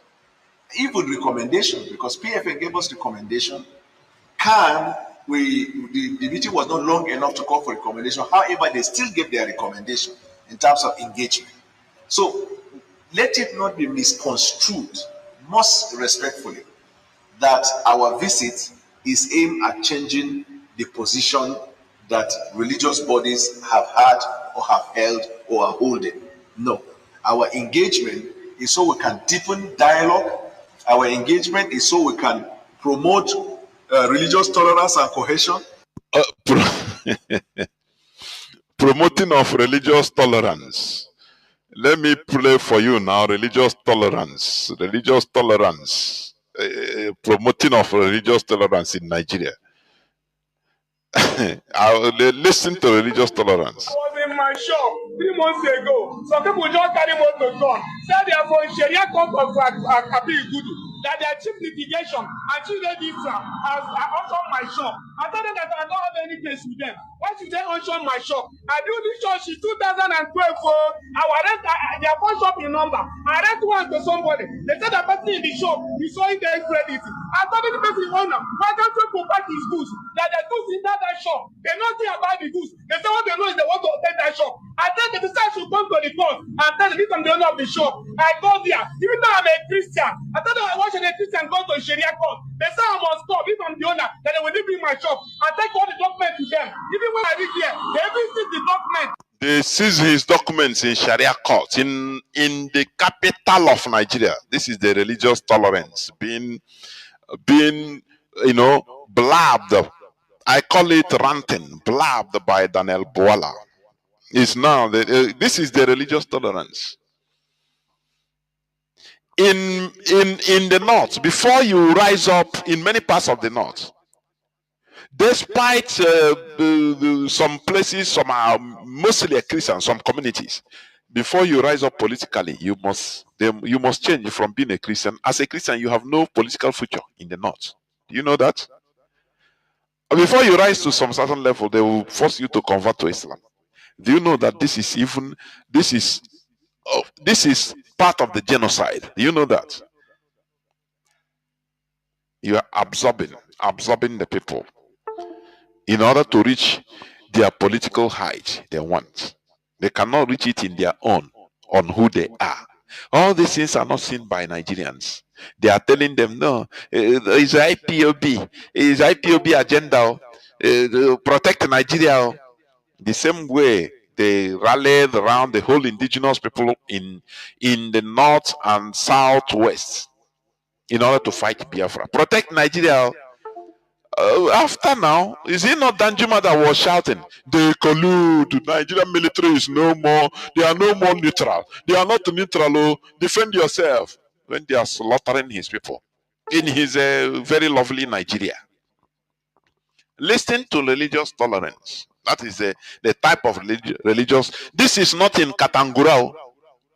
This is not in one village in Sokoto or in Borno. This is in the capital city of Abuja. The Sharia court came and took a Christian, an Igbo man, his shop for something he did not do. He says the person that rented his shop owed them something. I don't know what he need to pay, tax or what. I don't know. Now they have to take the shop to auction it. Auction. The Sharia have said it. So you cannot argue the word of Allah. So it is Sharia. This is the country you want us to continue being together. This is the religious tolerance. Voila is talking. When they talk, when they are being used to this Voila that is talking, in the next 20 years, he will start regretting his action today. This is how useless they are. Let him go and ask Gowon. Let him go and ask Danjuma. And many of them, David Mark, all of them. they are regretting the actions they played. This is how they are. Our engagement is so we can get to synergize a common front against the evil of insecurity in our society. And we know why and how the sudden campaign in the United States came. When in fact, if you are relying on a report of 2020, for example, in 2020 you were quiet, 2021 you were quiet, 2022 you were quiet.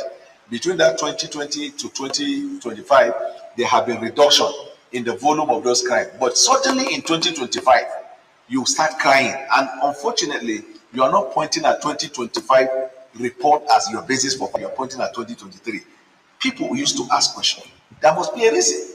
Why have you suddenly done that? Secondly, why is it that from this United Why is this man saying this?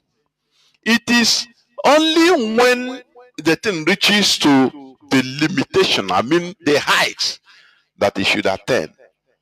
That is when the news, that is when it will explode. They have been suppressing this for many years until now it come out. They are not even this man is not discussing, the Nigerian government, they are not talking about, oh, it doesn't happen. No, it happens, but why are you talking it now? Even you are bringing the one that happened 2021, 2022. Why? Why?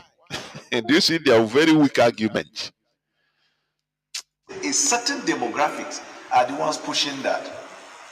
For example, Bill Maher started the whole thing. Bill Maher is an American comedian and a journalist, but Bill Maher is from the Jewish descent. You know why they are putting all these things? There is a way these people, the caliphate works. When I talk about the caliphate, is the Nigerian government, because that is being controlled under the control of the caliphate. They will push issues to people, hated people that are hated, even if it is factual. They twist your mindset. It's a psychological game. So that you say, so is these people that are pushing it? It doesn't matter whether it's true or not. That is not what you are going to ask again. Now, what matters to you? The people that are pushing this. That is the discussion they want people to be having in their head. So these are the people that are the Jewish. IPOB. Okay, I now understand. The person that is considering this, maybe he lost his siblings. His father was killed in the Christian genocide and he survived. But now, they want to use the blind hatred he has for some certain people or some certain group in order to, twist his mindset. That is how they work. They don't debate whether this thing is happening or not. It's happening. But the people that are bringing this out, why are you bringing it out? That is what this man is trying to say. You kept quiet since that time. Now, why are you bringing it out now? That was when their voice was heard.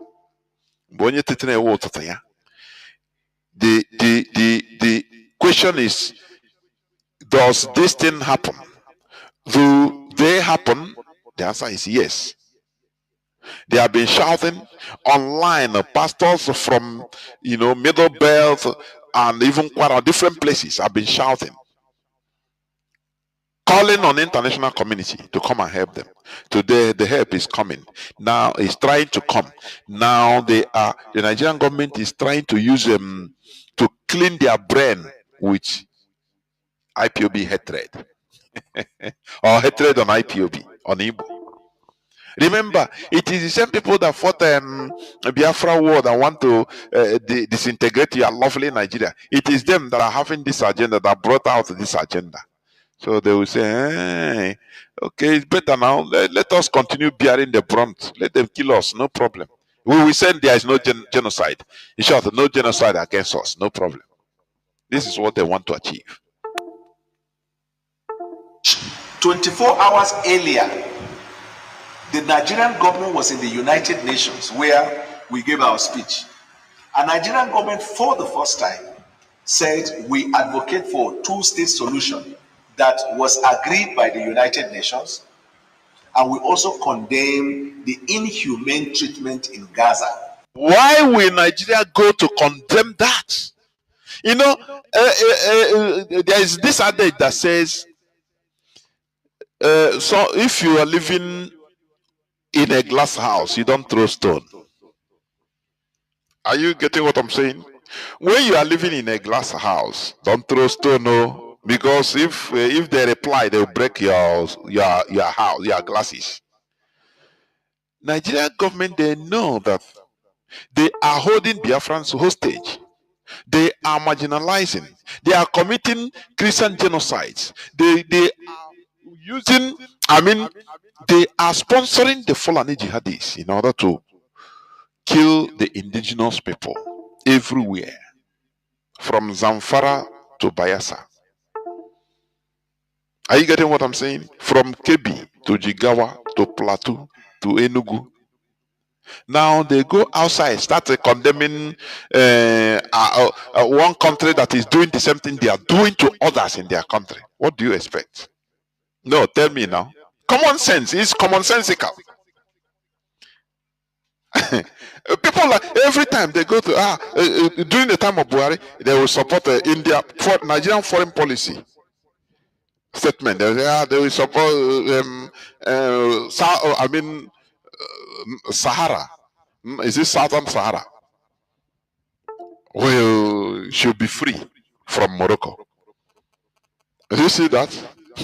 Whereas Biafrans have been, struggling, agitating for our freedom. They will go and start supporting others that agitate. Does Nigeria even make sense at all? If I'm Nigeria, you know what? If I'll be diplomatic, I'll keep quiet. Because I know that they will use, the agitation in my own country in order to attack me. But foolishly, they will go, the Sahrawi, we support their freedom. Okay. You support other people's freedom, but Biafran freedom, you sit down on it. Say, we go well with you. Chukwu, okay, you get how he do him thing. You go condemn Israel against Gaza, bombing Gaza, occupying Gaza. But you are occupying our land. You have been killing, abducting our people, killing us for self-determination. And you think that it will go well with you? No. The inhumane treatment in Gaza is affecting everybody, including Christians. There are people who will not know. The block of supplies of food and the rest. Now, it is only a fair comment we made. We don't have armies there. We don't have military. We are not members of the Security Council. Apart from saying that we do not have any infrastructure to say we are going to fight Israel. But 24 hours after that, Bill Maher started it, and all the other people in the United States, from the Congress and from the media, who are pushing this, are all but few from the Jewish descent. It doesn't matter how you preach it, Daniel Boala. He who lives in a glass house does not throw stones. Preach it to them. Preach anything, because they know that Nigerians are gullible. Oh, these are the people that are doing.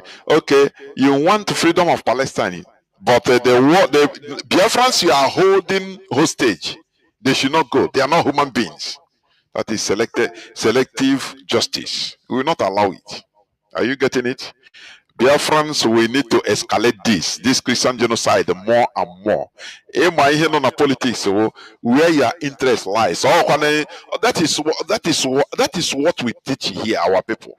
No permanent friend, no permanent enemy. Anywhere you see your interest, grab it. That is it. Anywhere you see your interest, you grab it. That is how international politics goes. There is no permanent friend. They say these are our natural allies. No, it doesn't go like that. Or our natural enemies. No. What you have is your natural permanent interest. Anywhere you see it and you look around, that your interest is good, it can serve you well. Now you grab it. We should escalate this Christian genocide in Nigeria. It is real. They are fidgeting.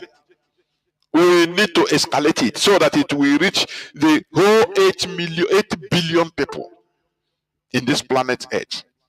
So that we want another time they will put report that IPOB tweet on this Christian genocide is escalated and 13 billion people. It reached 13 billion people.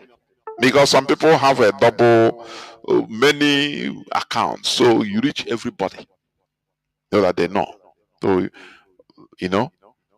Nigerian mentality is different.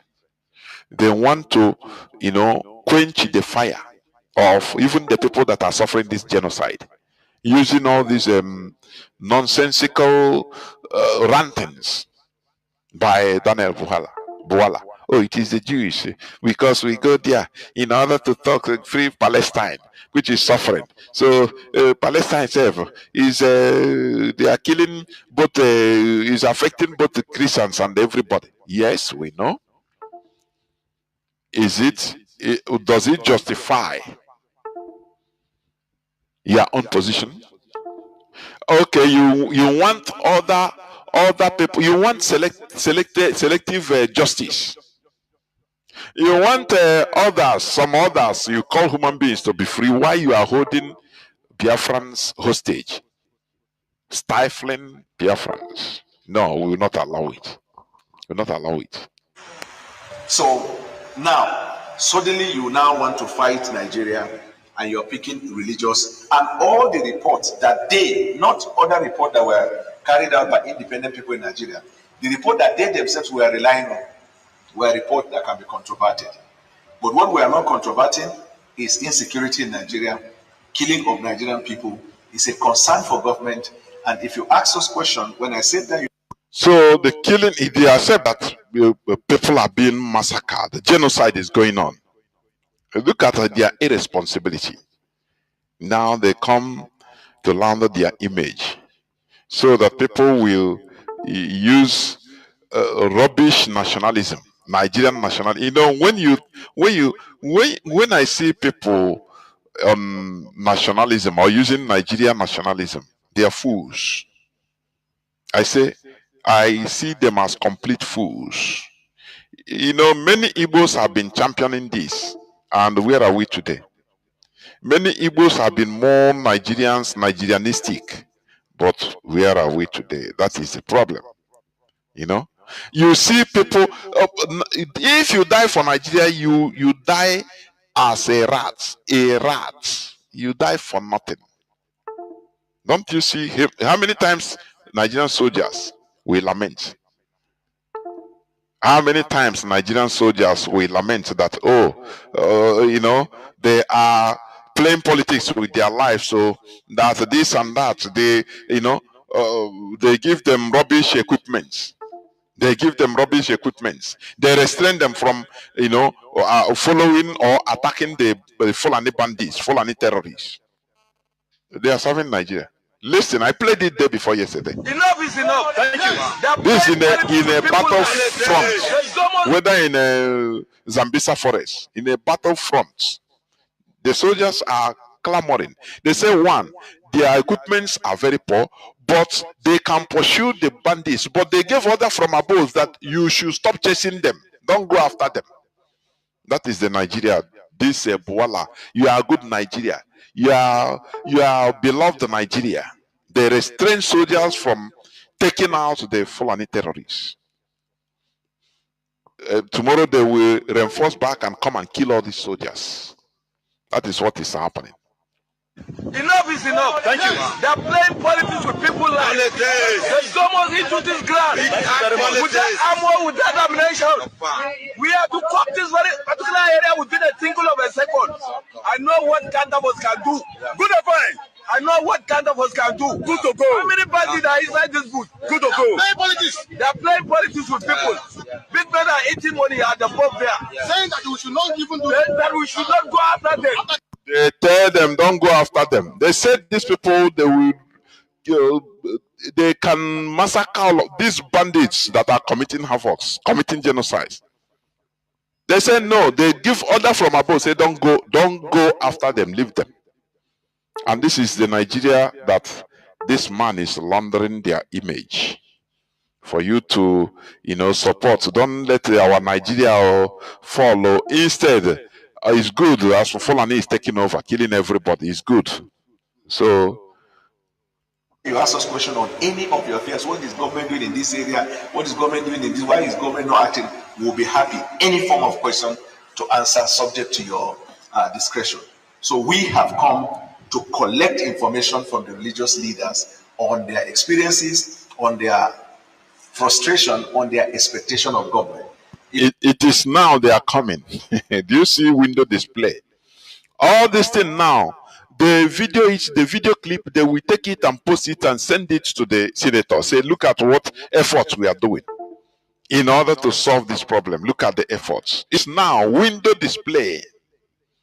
Mad people everywhere. And Nigerians will fall for it. Even these Christians, they'll fall for it. They'll fall for it. Do you remember the problem in Burma against the Rohingya Muslims? The thing ran there. Even Pope talk against it. And you know what? They armed them. I think they are still fighting. They are still fighting to topple even Burma, the government, or to divide and have their own country. I don't know. Muslims everywhere, on everywhere. Oh my CNN, even Pope News. Pope is talk. They are killing the Rohingya Muslims in Burma. Everywhere. Before you know, they give them arms and they start fighting. They are still on the world till today. So they know that Christians in Nigeria are otanede. Once you do something, you hear how can you want small words of money, put them. They are ready to sell themselves to talk less of even selling others. They said now, that is how they are. Very gullible, very low. Very low. Instead of taking this opportunity to the highest, they will not. Here are the likes of Adebayo, Enoch Adebayo. Those that, when it comes to even fighting Christians like themselves, they are very powerful. Good Lord Jonathan. During the time of Good Lord Jonathan, all of them came out ranting. All the executed as Christians. They fought to remove their fellow Christians in order to put another person. And you are telling me that, sometimes much of this religion, even. Anyway, Mbaka Boshi. Good luck is bad luck. Buhari is the Messiah. Look at all these things that are happening. You say, they keep quiet. Because they want Nigeria to continue so that miserable lives will continue. As Nigeria continues and miserable lives continues, miserable people, their business will be booming. Ordinary electricity. I talked to somebody before a few hours ago in New York. Say, what of electricity? They are saying now, leave electricity. They talk about electricity. He's using his own solar power. So no electricity, I beg. In 21st century, people are not worried. People are not worried. They thought that is how life is. It's normal. It's normal. The worst part, the thing is, any day people opens eye and understand that, look, we are the people that are that are suffering, so that all these politicians and religious leaders will be living flamboyant lives. Things will change, I'm telling you. That is the education we are giving out here.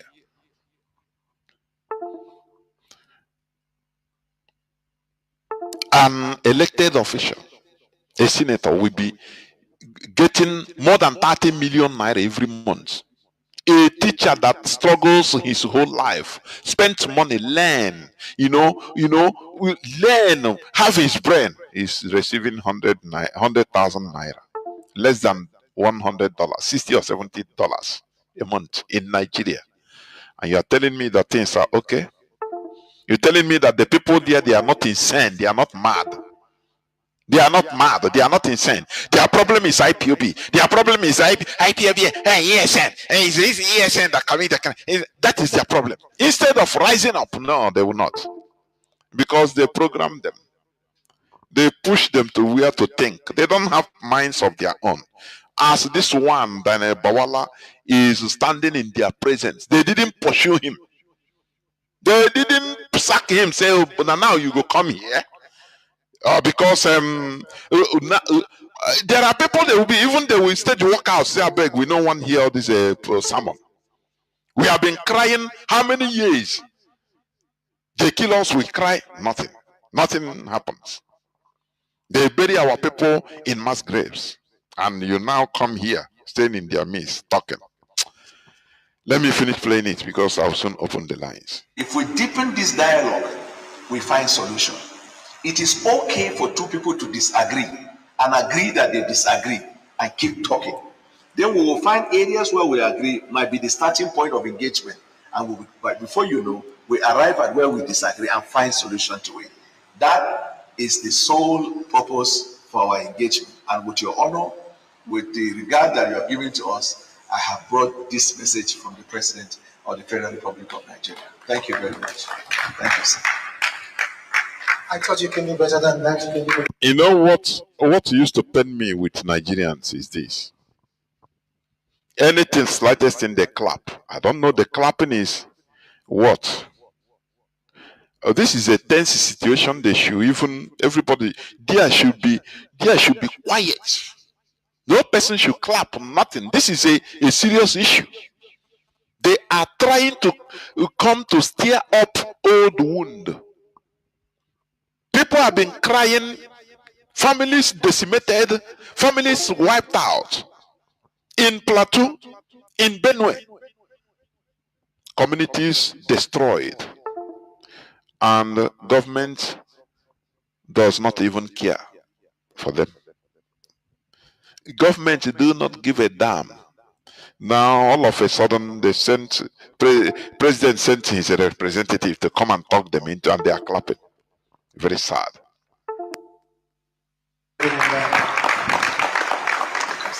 We, the charismatics, we are more solution-minded. We are not much into complaining. We are not much into destructive criticism and all. They are solution-minded. Without understanding the problem, there will be no solution. Are you getting it? This is the charismatic bishop talking now. Listen.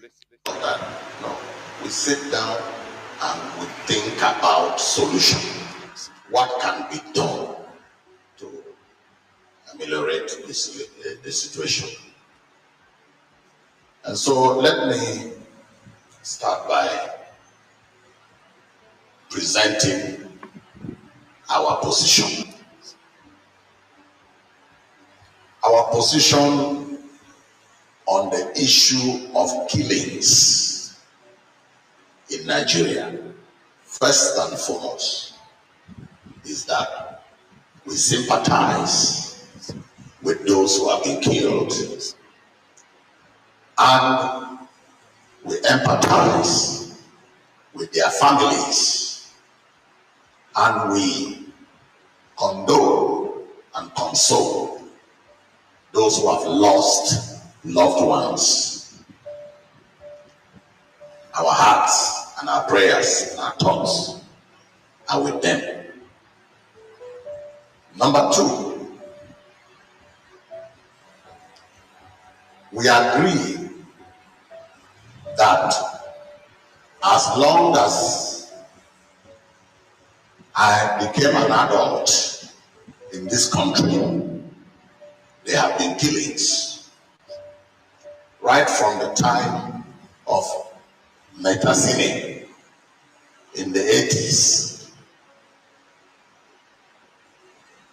all the way to the Boko Haram and all other bandits, killings. There is no part of Nigeria that have been spared. And so,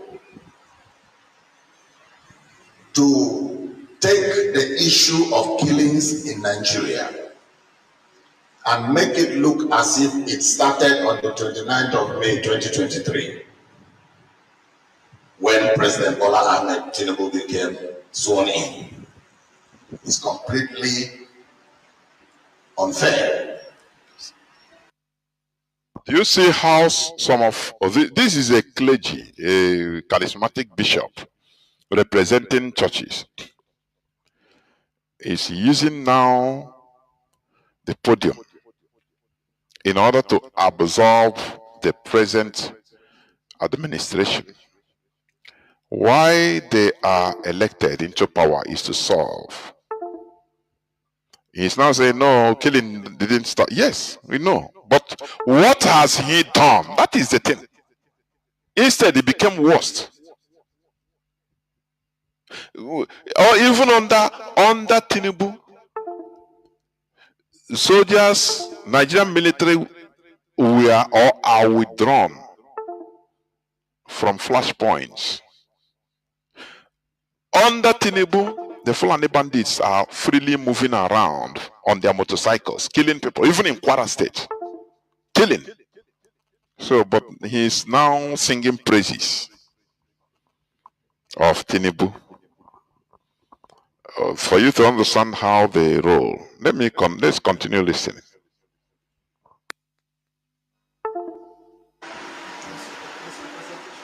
Is completely a misrepresentation of facts, because killings have been going on for as far back as in the time of the military. So as they have been going on, it should continue. That is it what this man means? As long as killings have been going on as far back as donkey years, so it should continue. Is it what he's trying to say? It became worse as soon as President Obasanjo became president because of the Boko Haram emergence. And then subsequent presidents had their fair share of grappling with that problem. So, has there been killings? Yes. Is killings good? No. So what is our interest? Our interest at every point in time is to see, to look into the commitment and the dedication of the president and his government to see to it that this problem does not engulf the entire nation. And do you know what I expect these people, like this bishop, to do? As they know, or as they knew that the presidential representative will be coming, they will compile their evidences. They will compile facts. What happened in so place in Plateau? So date. What happened in so place in Benue? What happened in so place in Enugu? What happened in so place? The date, everything. And what the government did. And what they did not. You bring it, lay it bare. Not only for Bawala, but for the audience, for people that are watching, to know that yes, you are factual, you are real. But he used the podium in order to campaign for Tinubu. Do you see how the very cheap, very, very cheap set of people? I'm telling you. That's why sometimes religion People are more greedy than anything. Ile ya you that ndị even ndị na-akpụ isi ala ha ka respect their own thing more than ndị nka ndị awo enye ha na nwa ha gara ahụ gị as a god, as the Bwala is there now. Before you know, they will start collecting number. Nah, just they will not go and defend the facts. The thing they stand for, their faith. Bring out the facts. Bring videos of. So you are coming to meet us, okay? It's okay as a presidential representative now because of what is happening, because of how they are escalating this issue in America. Okay, watch this video. This thing happened so that. Why didn't you come that day? What have you done in order to stop these killings? Where people were wiped out, Christian families were wiped away. This Christian village was attacked. What did you do? These are things that should confront the man. These are things that is expected.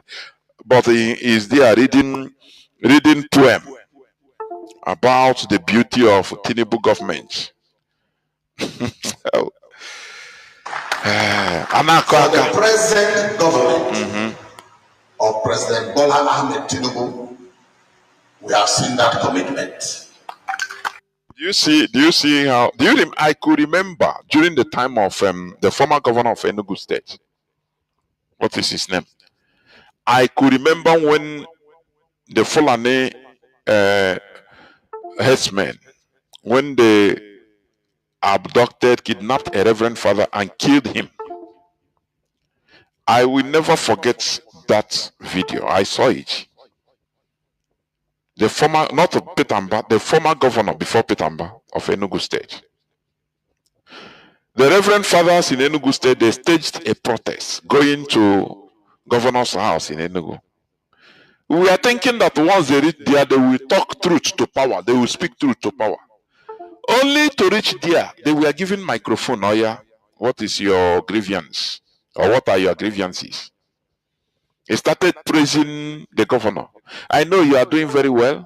Even praising the Mietiala, that they are very good, that they are providing security for Enugu. That is why we are here. Because governor, you are doing very well. Remember anyway that one of us was killed, but you are doing very well. Not that you are not doing very well. You are protecting us very well.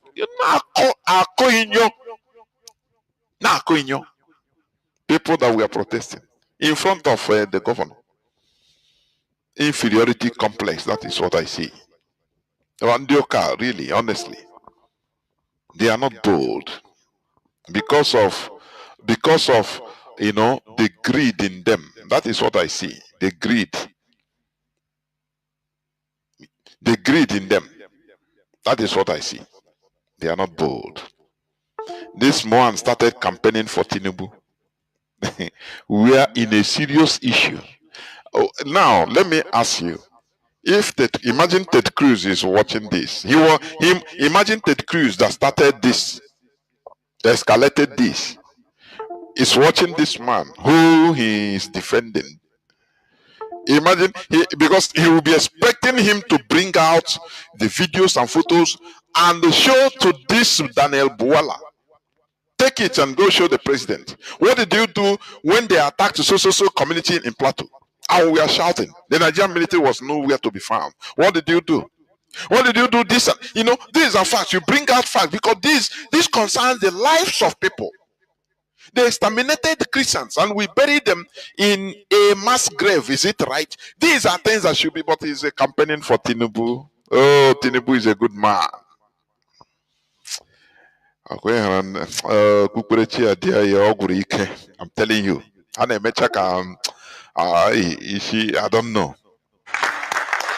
We have seen that dedication. When a president can get up from here and travel to a troubled area like Benue and stood there, and I saw him charge the chief of army. He is praising the president. Anyway, I know even for I don't know. All Biafrans now stand the firm. Otherwise, India imegidere why but guess na ka egbuko onye ọwụ na self. The Indian American, Indian are talking, stand off him, can fight. Now he start electioneering campaign. Hey, the president is a good man. I've seen him. He stand firm. Send somebody say, oh yeah, charge. Let me finish playing it, please, and open the lines. The Indian actually is gas stand the firm. How be those praises?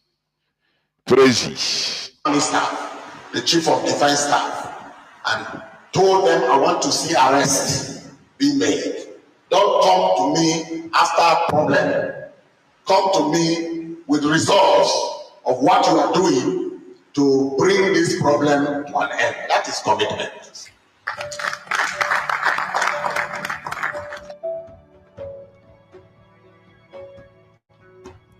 Let me stop it here, please. And let me stop the submission here so that I'll open the lines. These are the people that others are fighting to save. But now they enter into campaign.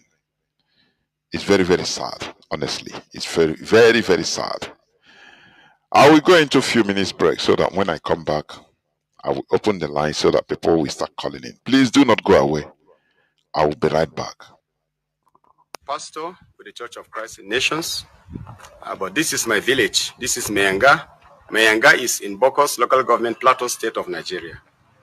What really happened here is not only in this village that were affected by this crisis. We're affected by more than 11 villages, which Mayanga happens to be one.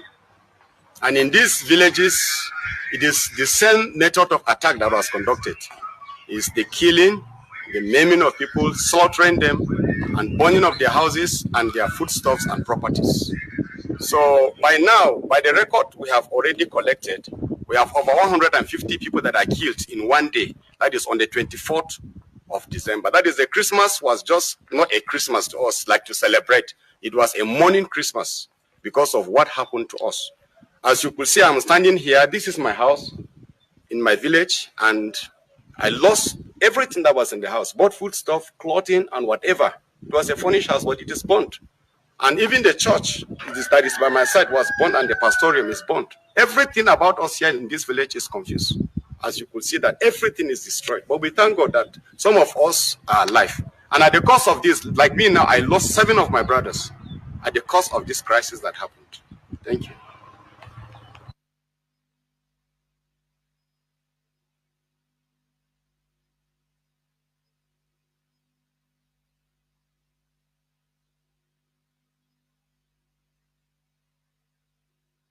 Ago, some people just carry motor gun, say they are from Sharia court of Gudu, that their chief litigation and Chinedu has auctioned my shop. I told them that I don't have any case with them. Why should they auction my shop? I do this shop in 2012 for our rent, their phone shop in number. I rent one to somebody. They said the person in the shop is showing their credit. I told the person owner, why can't you go back his goods? That the goods in that shop, they don't think about the goods. They say what they know is they want to open that shop. I tell the person should come to the court and tell the people I'm the owner of the shop. I go there. Even though I'm a Christian, I told them I should a Christian go to a Sharia court. They say I must stop if I'm the owner, that they will leave me my shop. I take all the documents to them. Even when I read here, they even see the document, say they will do investigation. All I see today, they just come here, carry paper come, say that I auction the shop, that they are being handed over because I'm a Christian, because I'm Igbo. They collect my shop, Sharia court. Even if they will follow the law, as a Christian, what I have to do with Sharia court? Go help me, go. Welcome back. This is Radio Biafra House of Service coming to you through Radio Biafra London. My name is Mazi, Jonathan Chinedu from Olu province of Biafra London. We are here live and direct. Today is the 25th day of October 2025. And we must continue. Remember, the ongoing Christian genocide in Nigeria is real. And I played a clip few seconds ago of a pastor in Plateau State that show this on video, talks about the destruction of their village. 11 villages in one day, 100 and something people being killed in one day. The foodstuffs, the food crops, food storage, all burnt into pieces. But you had the clip I played when Daniel Bawala, the presidential representative, visited their bishops representing them. They started praising the government. This is the quagmire-ish situation that we find ourselves. That is it. Where they are not bold, they are intimidated. Instead of telling them the truth to power, nothing.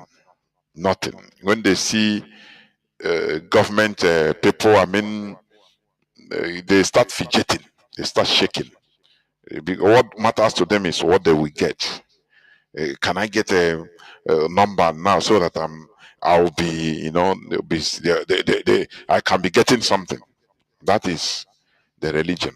I'm telling you, very sad indeed. Very, very sad. Our lines are now opened. Our WhatsApp and Signal line remains +61 405 142 547. I repeat, +61 405 142 547. I will not take many calls because I have another appointment to attend. Please, just few calls, please. Our WhatsApp and Signal line remains +61 405 142 547. Caller on Signal. Mazi, you're the first caller. Please, can you hear me? Yes, Mazi, I can hear you. There, whoa, Mazi, udodrege. Mazi Jonathan, thank you for your steadfastness, and you keep on doing this job without minding who it may concern. This is IPOB, and the reason why the world believe what we are doing is because we don't fight because it doesn't concern us. We fight injustice. It doesn't matter who it may concern, whether it comes to us or not. Anywhere we see injustice, we fight it. These are the reason why it doesn't matter whatever Nigeria trying to collude or send documents anywhere in the world or any embassy to lure IPOB into criminality. The world knows that we are whiter than white and whiter than snow. This is why they don't believe Nigeria. Because nobody with his right mind, with his sense intact, will believe that IPOB is a stumbling block for anything,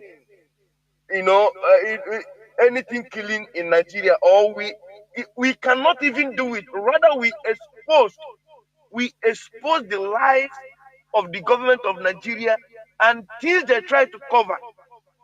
This is what we are bringing to the world. Fellow Biafrans, lovers of freedom, my name is Mazi. I'm calling from Austria, and I'm serving the indigenous people of Biafra as IPOB Austria National PRO. Mazi, before I say the way it is tonight, I want to first of all let the Nigerian government to know that the sad news that we are hearing about our leader Mazi and the Kanu, the attack of the DSS officer on him, a man who they have kept in their dungeon for 5 years, and now they are attacking him to kill him. It's unbelievable. I've never seen where an officer that are supposed to protect a man they put on their care, trying to kicking him. And they know that this man is not well. They know that this man is sick. What we are saying here is that as long as Nnamdi Kanu health and his life is concerned, anything Nigerian government did to this man, just as you said at the beginning, this is not the way they killed Abiola, and at the end of the day, they just take it. Biafrans and all over the world can never keep quiet. We are not threatening anybody, but it cannot. Mazi Nnamdi Kanu is the voice of the voiceless. He came to expose the lies and the criminality that is happening in Nigeria, the evildoers that is happening in Nigeria. This is what this man came to do. And Ezechukwu Kabiyama has used him to let the whole world know the evil Nigerian government has been committing. And today they are colluding how to take his life. They didn't give Mazi Nnamdi Kanu life, and no one can take his life because he came to preach the truth. He's a freedom fighter. He has won Nigeria. IPOB has won Nigeria. He has been discharged and acquitted. They are just holding him for nothing's sake. They should release this innocent man, release him, and put a date for a referendum so that we will get out of this place, a country that have no future. This is where I'm raising this case. We are watching Nigerian government and their DSS, what they are doing with our leader.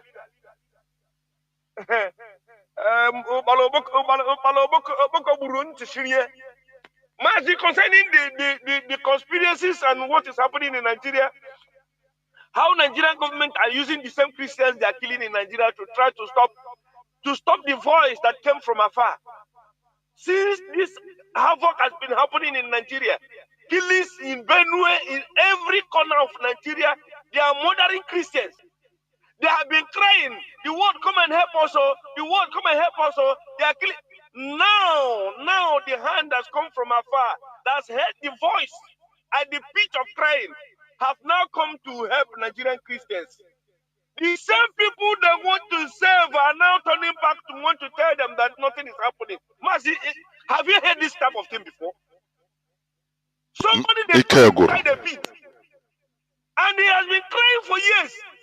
Somebody should bring a ladder. I'm dying here. I want to come out. And at the end of the day, now he saw a ladder. It's just for him to put his feet and begin to come out. The hands are there to draw them out. He will now say, it is a shame. And Mazi, do you know what is paining me? The people that are doing this work is the same Christian. Not even the Islamic Boko Haram and the bandits, these terrorists that are killing them. They are not even, they are bribing the same Christians to come and stand and say that what is happening is not only Christians killing. Yeah, Muslims have been killed. Even if a few Muslims have been killed, why can't you stand on your ground and begin to bring out the pictures, the havoc, even the mass barrier they did in Benue during the time of autumn, Governor Autumn? Bringing every evidence, showing the whole world. Where are these the GOs? Where are they? Adeboye, that protested the time of President Jonathan. Where are you? Oyedepo, where are you? Chris Oyekoneme, where are you? Said Jonathan is bad luck. Where are you? All the Nigeria are not collecting money every day from the poor people. Now the world want to hear the cries of the Christians in Nigeria. Where are you people? Where are your voices? Have you seen the what they are interested is the money they are collecting from the poor people. When the same poor people they are killing, Messiah has come to save them. You will see these people, they will go into their shell. They don't want to speak because if they speak, the government will come after them. These people are in payrolls from Nigerian government, because I've never seen in my life where a father will stay. They kill his children in his front, and they call the same father to come and testify of the killing he saw with his own eyes. Yeah, preaching, preaching against his own children they kill in his front. This man, Mazi, if I'm telling you, see this man that spoke. This is the same bishop that spoke after this idiotic man want to come and talk rubbish. If you look into this thing, maybe it's the script they gave him the script they gave him to come and display. Is what he's displaying. Leave the main topic. Mazi, this in Nigeria. Nigerian Christians are doing. If you're a foreigner and in future, hey, they start crying this type of cry again, do you think this will come again? Never. Do you think the world will listen to Nigerian Christians again after all this killing? The help has come. All of them keep quiet. None of them want to talk. Mazi, I'm sure how come Mazi, I hear Nasi Chineke na biko. Chukwu okike abịa ma. A lot of things say me here. Mazi, ana m agakwa ihe o, ana m agakwa ihe mbụ, mana sense m dị okay. Asị m amadi m ihe nge mbosi ga-akwụsị ịga ihe ama ihe nkeji ekele Chukwu okike. Because in the Katadi, Eji came out from child, bamboozle our brain. If not this struggle I'm in, I would have not known what is happening inside this Christendom they call Christianity. The more you look, the less you see. Oh, I'm a mofumbo sichuko kamera something. Mkushiga here. Here because it's heartbreaking that I have a father that killing me in his front. When the time comes for him to help me, he will turn the other way around. I'm even inside the enemy that the killing should continue. There Mazi. It's really annoying. You know, this type of situation, you know, even Christians in Nigeria should be making more noise. I'm telling you honestly. But lo and behold, yeah, bankete. Call on, what's up? Please go on. Can you hear me? Call on, what's up? Mazi, good evening. My name remains Mazi. Yeah, Mazi. It's like my voice is echoing. Go on, go on. No, it's not echoing here. Go on, no problem. It's coming out clear. Go on. Okay. So, what I'm just saying is that let me just start from what Mazi has said before I enter my own very topic, address little thing. It's not easy to come out from this so-called Christian or whatever. Not that we are condemning any religion, you get. But our Igbo cosmology is our own practice. That's why Mazi Nnamdi Kanu said, I told people, but they were never understood. They say Mazi Nnamdi Kanu is a Jewish this. I told them that we don't understand this man. See Mazi Nnamdi Kanu. Before we understand him, maybe he has gone. Then we start reading him like we read Bible. That's when our people start understanding him. I said, this man used many things to test our brain, to know who we are, to know how we reason, and know where he will start to cure our problems. And he really understands who we are and is curing it one after the other. And we thank Chukwuka Abiyama for giving us a leader like that. And we will not miss this opportunity. We won't miss it. Anything it takes to protect this very particular fire to keep on burning, we will do it. And glory be to Almighty Chukwuka Abiyama for the kind of men that come around him. Because if not because of UOS, only the most of us, we have gone. But these men, I don't know. What I only pray is Chukwuka Abiyama to guide them. That when Biafra come, we will build them as a statue and told our children, look at the Savior that we had. Not what they read in the Bible. Because you see this Christianity something and whatever. The day our people will understand what the white man have done to our brain. In fact, the day you come out from it, I pray our brother Akas will come out like the way we have come out from it. Because it's a very stupid and the most useless organization you can fall yourself into. And once you come out from it, you start reasoning like human being. So what I want to tell Biafrans, what I want to tell Biafrans tonight is that you see our leader, you see IPOB, you see DOS. Everything that we have to do, we must protect it. Because our leader told one thing, he said to us, we are not going to fight. We are not going to shoot. We are not going to react. We will allow them to do everything they need to do. We must preach Biafra so that even the dry bone, the dead body, the deaf, we hear it. We hear it. Then when we start, the whole world will stand still and see what we have. And our leader is showing us that very particular time. And the DOS are following it. So I'm advising Biafrans to stick to the understanding and follow the OS and understand wherever they are directing us, we are following. We know that sometimes it's not easy. Sometimes it seems that it's tough. Sometimes it seems understanding. But our front must unite it. And Nigerian government are proving they are stubborn. We thank Chukwu Abiyama that today the DOS and our leader have been able to wake up the consciousness of common Nigerians. They have been able to make the Biafrans topic now being discussed like normal news. It's no longer when you want to discuss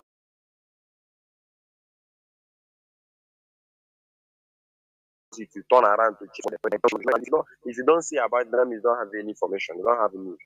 So our leader have tried, and we'll make sure we follow them. We'll make sure we keep on fighting every instruction given to Biafrans.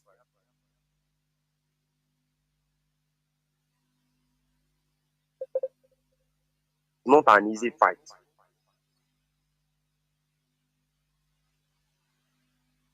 There, Mazi, it seems your network is giving problems.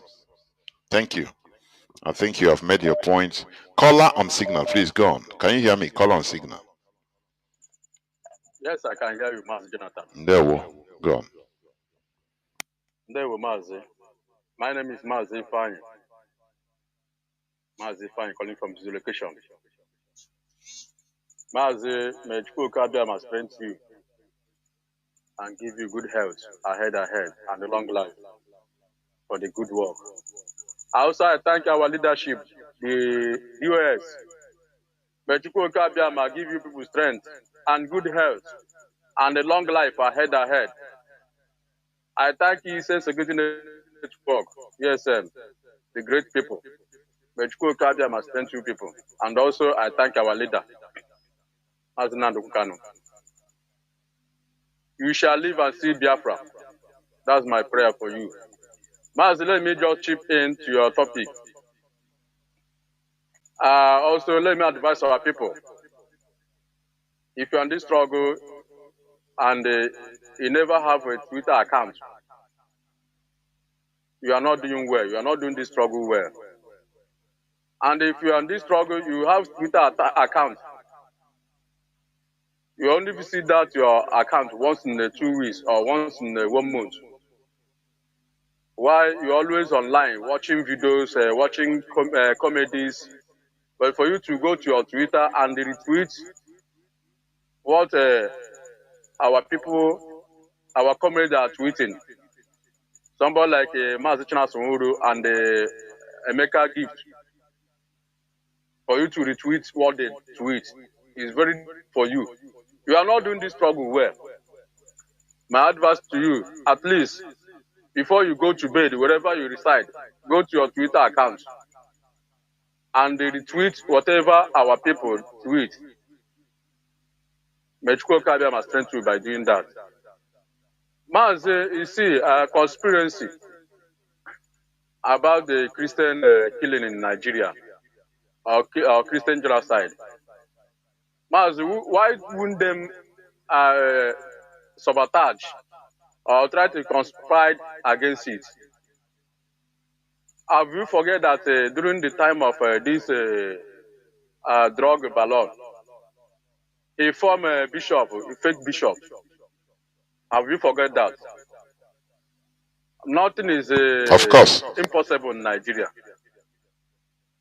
Everything is possible in this country, and that is why we must get out from this country. We can never belong to a country like this. Mazi, during that time when they formed that bishop, Oyedepo is there. He did not talk. Mbaka was there or is there. He did not talk. Suleiman is there. He did not talk. All of them did not talk about this fake bishop, which which went and endorsed Muslim ticket. None of them. Mazi, now this one, now they no go sabotage. So this one is small thing now. Nigeria Christian must sabotage this one. That's the fact. We are just trying to help them for the world to hear their voice. We know that if they like, let them be killing. Can never stop the coming of Biafra. because we have decided that this kingdom of God must establish and stand on its own. Why they no go sabotage the effort in order to let the world know that they are killing them? They must sabotage it because none of Nigeria bishop or pastor, none of them is working. They are only based on offering and tithes and the bazaar to feed their family and the other things and solve their problem. None of them is working. Go to Europe, you will see a bishop or father. In the morning, he will carry his car or his bag and go to his working place. Come to Nigeria, none of them, Mazi, none of them. Only what they know, only what they are good for is in the morning you will see them go to, they say they are doing counseling or counseling, whatever. Go to office and sit down. If you come there, before you see them, you give them tithe or give them whatever.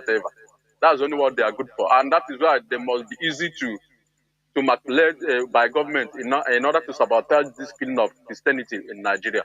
I don't blame them. I don't blame them, Mazi. That is how the system is corrupt. So everything can be corrupt.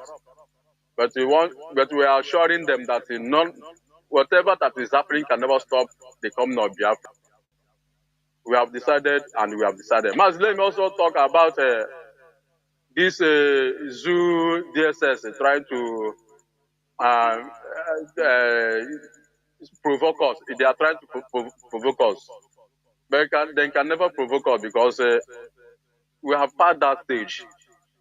Let them know that whatever you did, our leader Mazi Nnamdi Kanu, you did it over all the whole Biafrans,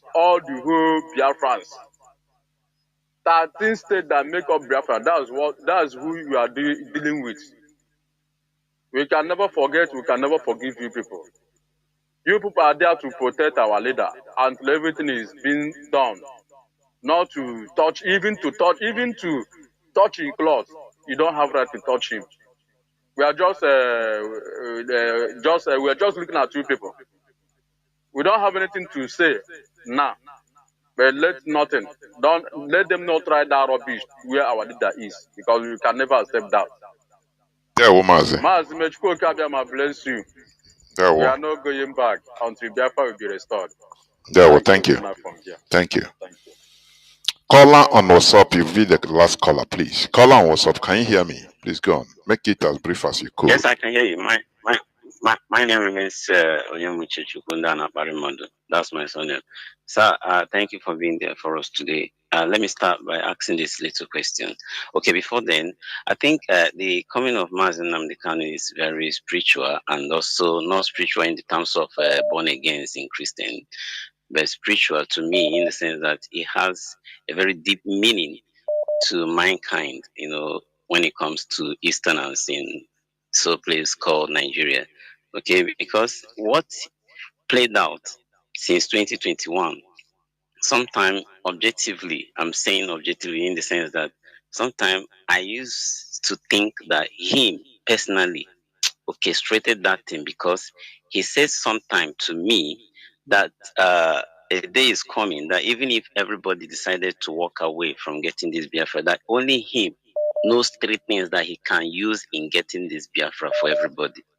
Okay, so I'm thinking sometime that he personally walked into the hands of Nigerian government, them too being so foolish, not have been a member or a club member of the chess player, refused to understand that he's pushing them to bring him to the international courts level. Do you understand? So all these things I'm seeing, I think a day is coming that them will use their hand and willingly carry it out to the ICT perfectly and bring themselves down finally. So coming back to the question I want to ask you, did Jesus in those days, visited Ethiopia? Because I think Ethiopia is a combination of black and white, and in the continent of Europe, isn't it? Or is it Africa or Middle East? Mazi, Did Ethiopia, he really Ethiopia is visited? Africa. Is Africa. Is okay. Thank you for that. Okay, why I'm asking this question is that if it's Africa, I think another question I need to ask again is that why is it that upon all the places he visited, because I know he did not visit Africa, Ethiopia, he didn't visit it before he left after 33 years old. Now, why is it that we are here in Biafra land holding Christianity in our head, holding Jesus on our head, when the constitution of Nigeria or Africa per se have never allowed Africans to air out their view or maybe have this freedom of speech to speak out? Because I was listening to you when you were saying that these pastors who we are called upon to speak, and when they get there, they were gripped with greed, or maybe should I say fear or whatever. It shouldn't be fear. It's just that those people have a leverage to say everything they want to say, and the constitution will protect them. But here in Nigeria, the constitution is not protecting them. A whole Christianity that is not found in the constitution of Nigeria is not even mentioned, and you are expected them to come and say something and lose their one plot of business center that they have here. No, it won't work that way now. Yeah, I think there is some other things we should be expecting them to do, and which was what you have been saying here. Come through the back, like what's his name? This what's his name then that does not know Christ. Come through the back and meet IPOB leaders. Tell them you have this tithe from the members of the church. Use it and pay. Don't mention me. And use it and help us. Let us run away from this problem. But they are not using that alternative means to help their so-called Christians.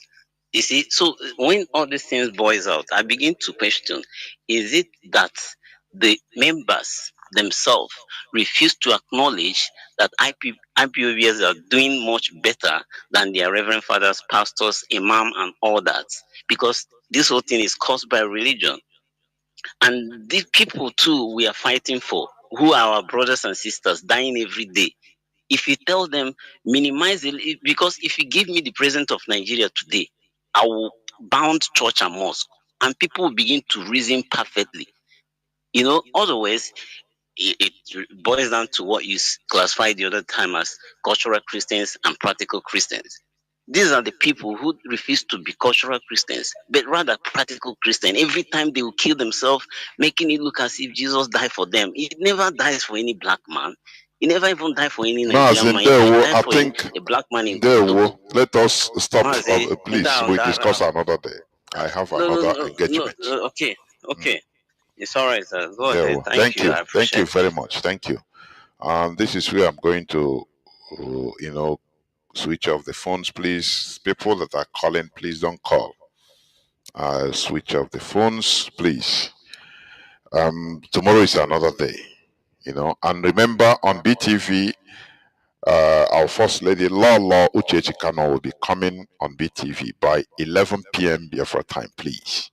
Be coming, so please, you also need to watch or listen to the program in the next, I think, 1 hour or so. Yes. So, what we are doing, IPOB is a freedom fighting outfit, whether people believe it or not. We are fighting for freedom of everybody because Nigeria is a killer country. Nigeria is being amalgamated. It is being formed for the interests of the colonizers. It's a colony. It's not for the interests of the indigenous population. What interest? It's not for our interests. No. Things we are manipulated, worked upon until, this stage. Let me tell you something. If you understand the quantity of crude oil that is moving out of Nigeria, I'm telling you, you will marvel. All these things they are declaring to you that it is Nigeria is uh, bringing out, is it 1.3, 1.5 million barrels per day? That is life from the pit of hell. I am telling you.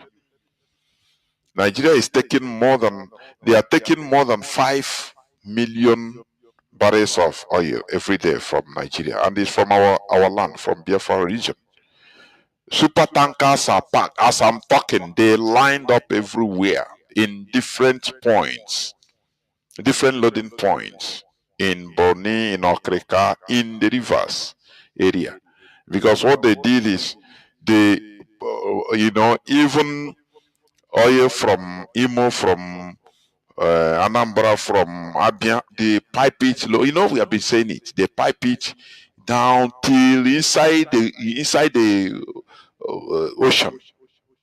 From there, you know, if you watch the coastal line of Biafra region, if, for example, you're able to fly drone and watch, you will see super tankers line up all the time. But that place is not good for seaports. Don't you see the irony, the hypocrisy? Do you know why they don't want seaports in our land, in Biafra region, in One, even to dredge down to River Niger, even in Calabar, even in Warri? Do you know why?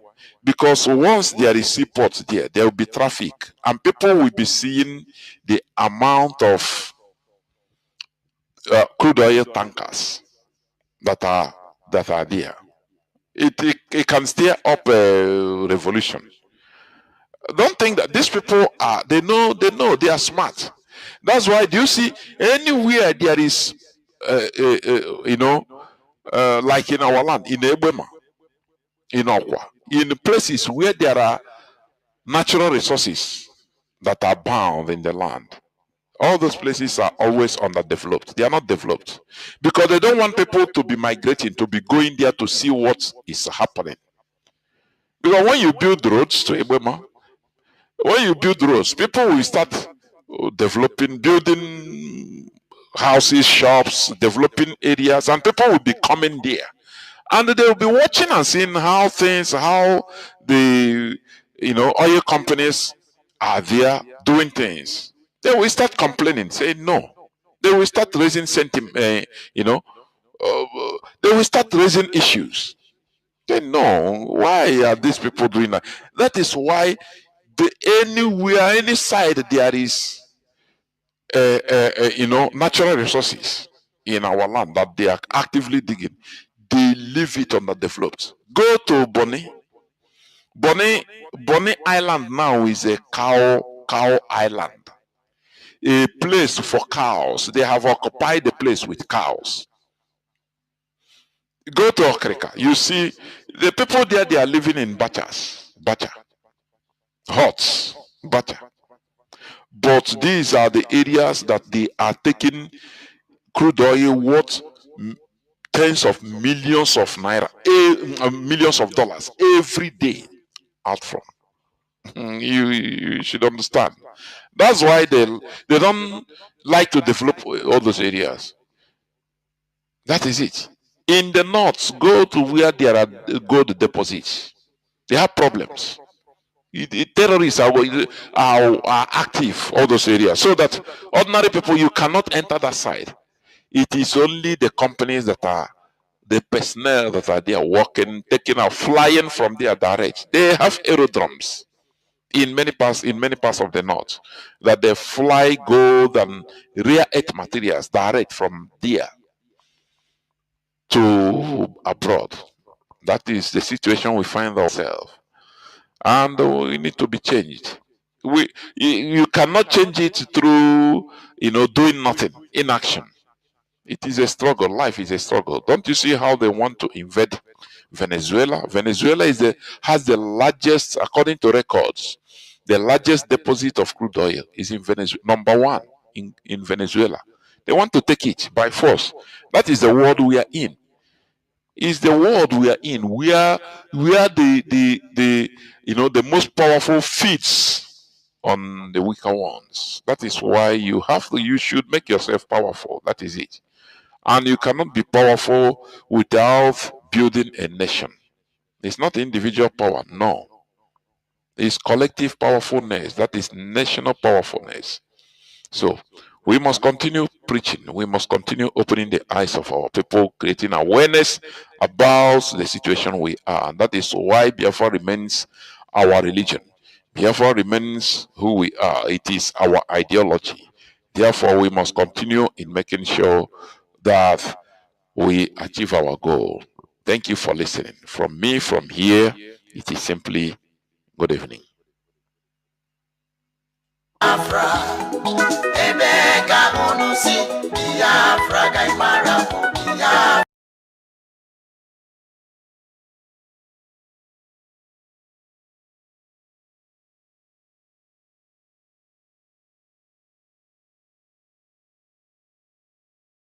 Welcome to IPOB Rapture Media video, April 25th, 2024. What if the arms you sell are being used not to combat terrorism, but to fuel it? How would you feel? This is the question that hovers in the minds of the indigenous people of Biafra, or IPOB, as we raise concerns over the arms sales to the Nigerian government.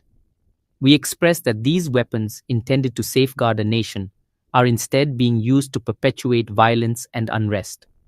The IPOB, led by the indomitable Mazi Nnamdi Kanu, cleareth that the Nigerian government is not utilizing these arms to combat terrorism, as they claim. Instead, we certify that these weapons have been deployed against peaceful communities, causing untold harm and displacement. These are facts that present a